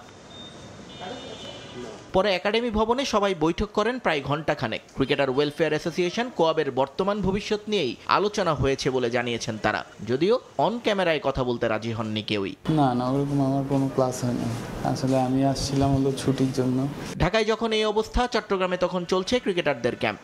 অস্ট্রেলিয়া যাওয়ার আগে শেষ মুহূর্তে সবাইকে দেখে নিচ্ছেন এইচপি কোচরা। সেখানে এখনো ডাক না পেলেও অস্ট্রেলিয়া যেতে চান অফ স্পিনার নাইম হাসান। জাতীয় দলের প্রমিনেন্ট ক্রিকেটার হয়েও এই ইচ্ছার কারণ জানালেন তিনি নিজেই। কন্ডিশনটাও অচেনা কন্ডিশন, কোনো সময় খেলা হয় নাই, তো এখন যদি আমাকে সিলেক্ট করে তো অবশ্যই যাব। আমার তো ওখানে গেলে আমি বাইরের দেশের প্লেয়ারদের সাথে খেলবো, কন্ডিশনটা নতুন কন্ডিশন আমি জানবো কি করতে হবে ওখানে। আপনারা মেইনলি দেখেন এই টিমে খেলতে যাওয়া যখন যায় ওখানে আপনার দেখেন যারা ফিউচার ন্যাশনাল টিমে খেলে ওইরকম প্লেয়ার থাকে, ওদের সাথে খেললে বিভিন্ন রকম চ্যালেঞ্জিং আসবে আর কন্ডিশনগুলোও চীনা পরিচিত হবে, ওটা আমাদের জন্য হেল্প হবে। এখন তো গিয়ে খেলবো ইনশাল্লাহ, যদি তখন খেলার সুযোগ হয়। যদি আমি এই কন্ডিশনে আগের থেকে খেলে থাকি তাহলে পরে যদি খেলার সুযোগ হয় আমার জন্য ইজি হবে। বাংলাদেশ দলে নাইম হাসানের পরিচয়টা বেশ সীমাবদ্ধ। টেস্ট ক্রিকেটার, তাও সেটা দেশের মাটিতে। বিদেশ হলে তার সুযোগ আসে একেবারেই কালে ভদ্রে, কিন্তু এই সীমার মধ্যে আর থাকতে চান না নাইম। শ্রীলঙ্কায় নিজের যাত্রী নিয়েছেন এবারের সিরিজে। নিজেকে প্রস্তুত রাখতে চান ভবিষ্যতের জন্য। সেটা শুধু বোলার হিসেবে নয়, সুযোগ পেলে অলরাউন্ডার সত্তাও দেখাতে চান নাইম। টেস্ট ক্রিকেটে এখন ন্যাশনাল টিমে খেলতেছি, কিন্তু দেখা গেল প্রিমিয়ার লিগ, বিপিএল এগুলোতে আলহামদুলিল্লাহ খেলি।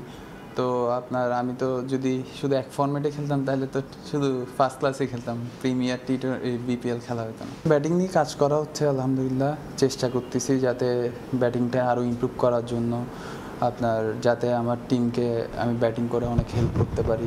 আমার ইনিংসগুলো যদি আরও বড় করতে পারি তাহলে আলটিমেটলি আমার টিমের জন্যই ভালো।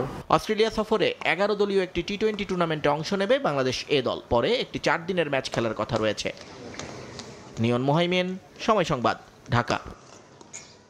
আইসিসি টেস্ট অলরাউন্ডার র্যাঙ্কিংয়ে জায়গা ধরে রেখেছেন মেহেদী হাসান মিরাজ। দুর্দান্ত পারফর্ম করা বেন স্টোকস 3 ধাপ ওপরে উঠলেও রেটিং পয়েন্টে এগিয়ে থাকায় আগের অবস্থান 2 নম্বরেই আছেন টাইগার অলরাউন্ডার। তবে টি-20 বোলিং র্যাঙ্কিংয়ে শীর্ষ 10 থেকে ছিটকে গেছেন মুস্তাফিজুর রহমান। এদিকে প্রথমবারের মতো টি-20 ব্যাটিং র্যাঙ্কিংয়ে শীর্ষে উঠেছেন ভারতীয় ওপেনার অভিষেক শর্মা। জিম্বাবুয়ের বিপক্ষে সিরিজের পরই টেস্ট অলরাউন্ডার র্যাঙ্কিংয়ে 2 নম্বরে উঠেছিলেন মেহেদী হাসান মিরাজ। 2.5 মাস পরও সেটা ধরে রেখেছেন বাংলাদেশি অলরাউন্ডার। তবে আইসিসির হালনাগাদকৃত র্যাঙ্কিং বলছে জায়গাটার জন্য প্রতিযোগিতায় নেমেছেন আরও একজন, ইংল্যান্ড টেস্ট দলের অধিনায়ক বেন স্টোকস। সম্প্রতি শ্রীলঙ্কা সফরে একটি টেস্ট ম্যাচ খেলেছেন মিরাজ, তবে কলম্বোয় পারফরমেন্স হয়নি আশানুরূপ। ব্যাট হাতে 2 ইনিংসে করেছেন 31 ও 11 রান। ইনিংস ব্যবধানে হারের ম্যাচে বোলিংয়ে ছিলেন উইকেট শূন্য। তবুও অবশ্য র্যাঙ্কিং অপরিবর্তিত তার। 305 রেটিং নিয়ে 2-এ মিরাজ, 301 রেটিং নিয়ে তার ঘাড়ে নিঃশ্বাস ফেলছেন স্টোকস। অ্যান্ডারসন টেন্ডুলকার ট্রফিতে দুর্দান্ত ফর্মে ছিলেন 3 লায়ন্স ক্যাপ্টেন। লর্ডস ও ম্যানচেস্টারে পরপর 2 টেস্টে হয়েছেন ম্যাচ সেরা। সেঞ্চুরি, ফাইফার সবই বাগিয়ে নিয়েছেন। র্যাঙ্কিংয়েও ওপরে উঠেছেন 3 ধাপ। ওভালের ম্যাচটা খেললে হয়তো উঠতেন আরও ওপরে। তবে মিরাজ স্বস্তি পেতে পারেন এই খবরে। ইনজুরির কারণে ভারতের বিপক্ষে সিরিজের শেষ টেস্ট থেকে ছিটকে গেছেন স্টোকস। তাই টেস্ট অলরাউন্ডার র্যাঙ্কিংয়ের 2 নম্বর জায়গাটা থাকছে মিরাজেরই। তবে জায়গা হারিয়েছেন তার বন্ধু মোস্তাফিজুর রহমান। পাকিস্তানের বিপক্ষে প্রথম 2 টি-20তে দারুণ বোলিং করে র্যাঙ্কিংয়ে শীর্ষ 10-এ ঢুকেছিলেন। তবে শেষ ম্যাচে না খেলায় অবনতি হয়েছে তার। টি-20 বোলিং র্যাঙ্কিংয়ে 12 নম্বরে নেমে গেছেন কাটার মাস্টার। আর টি-20 ব্যাটিং র্যাঙ্কিংয়ে বাংলাদেশিদের মধ্যে সবার উপরে তাওহিদ হৃদয় আছেন 39 নম্বরে। সংক্ষিপ্ত ফরম্যাটে ব্যাটিং র্যাঙ্কিংয়ে শীর্ষে উঠেছেন ইন্ডিয়ান সেন্সেশন অভিষেক শর্মা।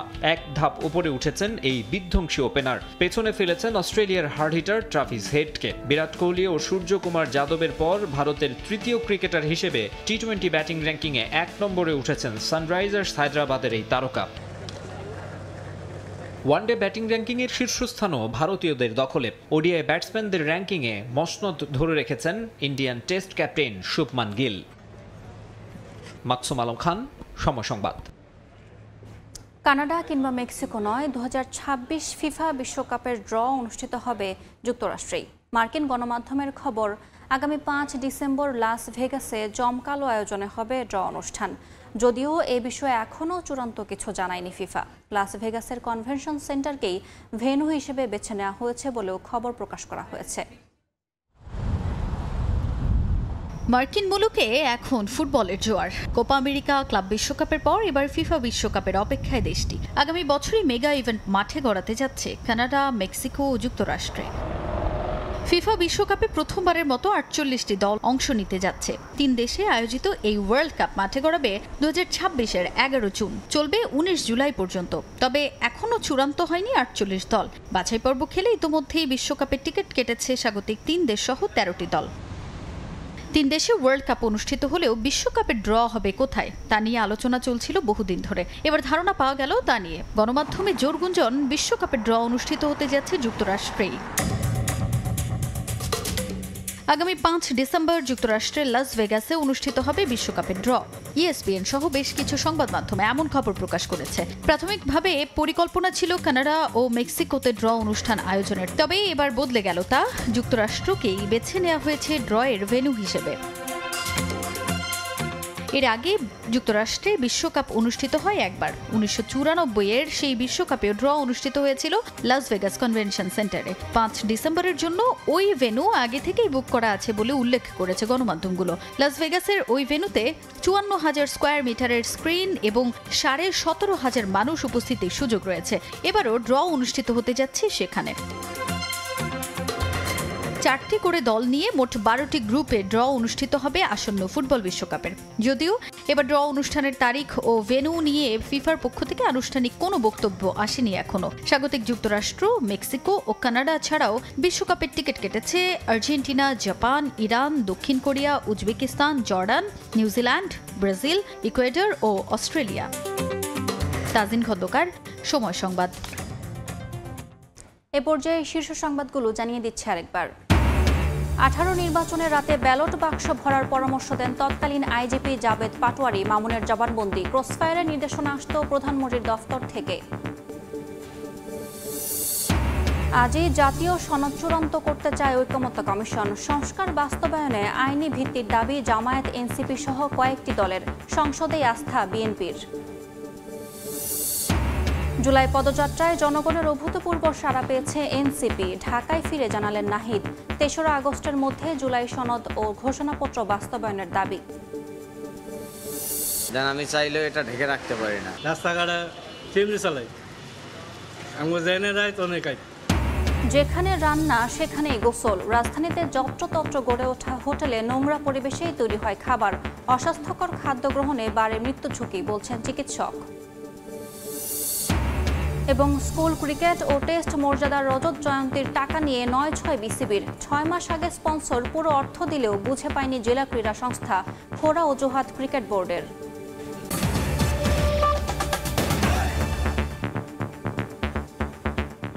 এই ছিল ভোরের সময়। সঙ্গে থাকুন সময়ের।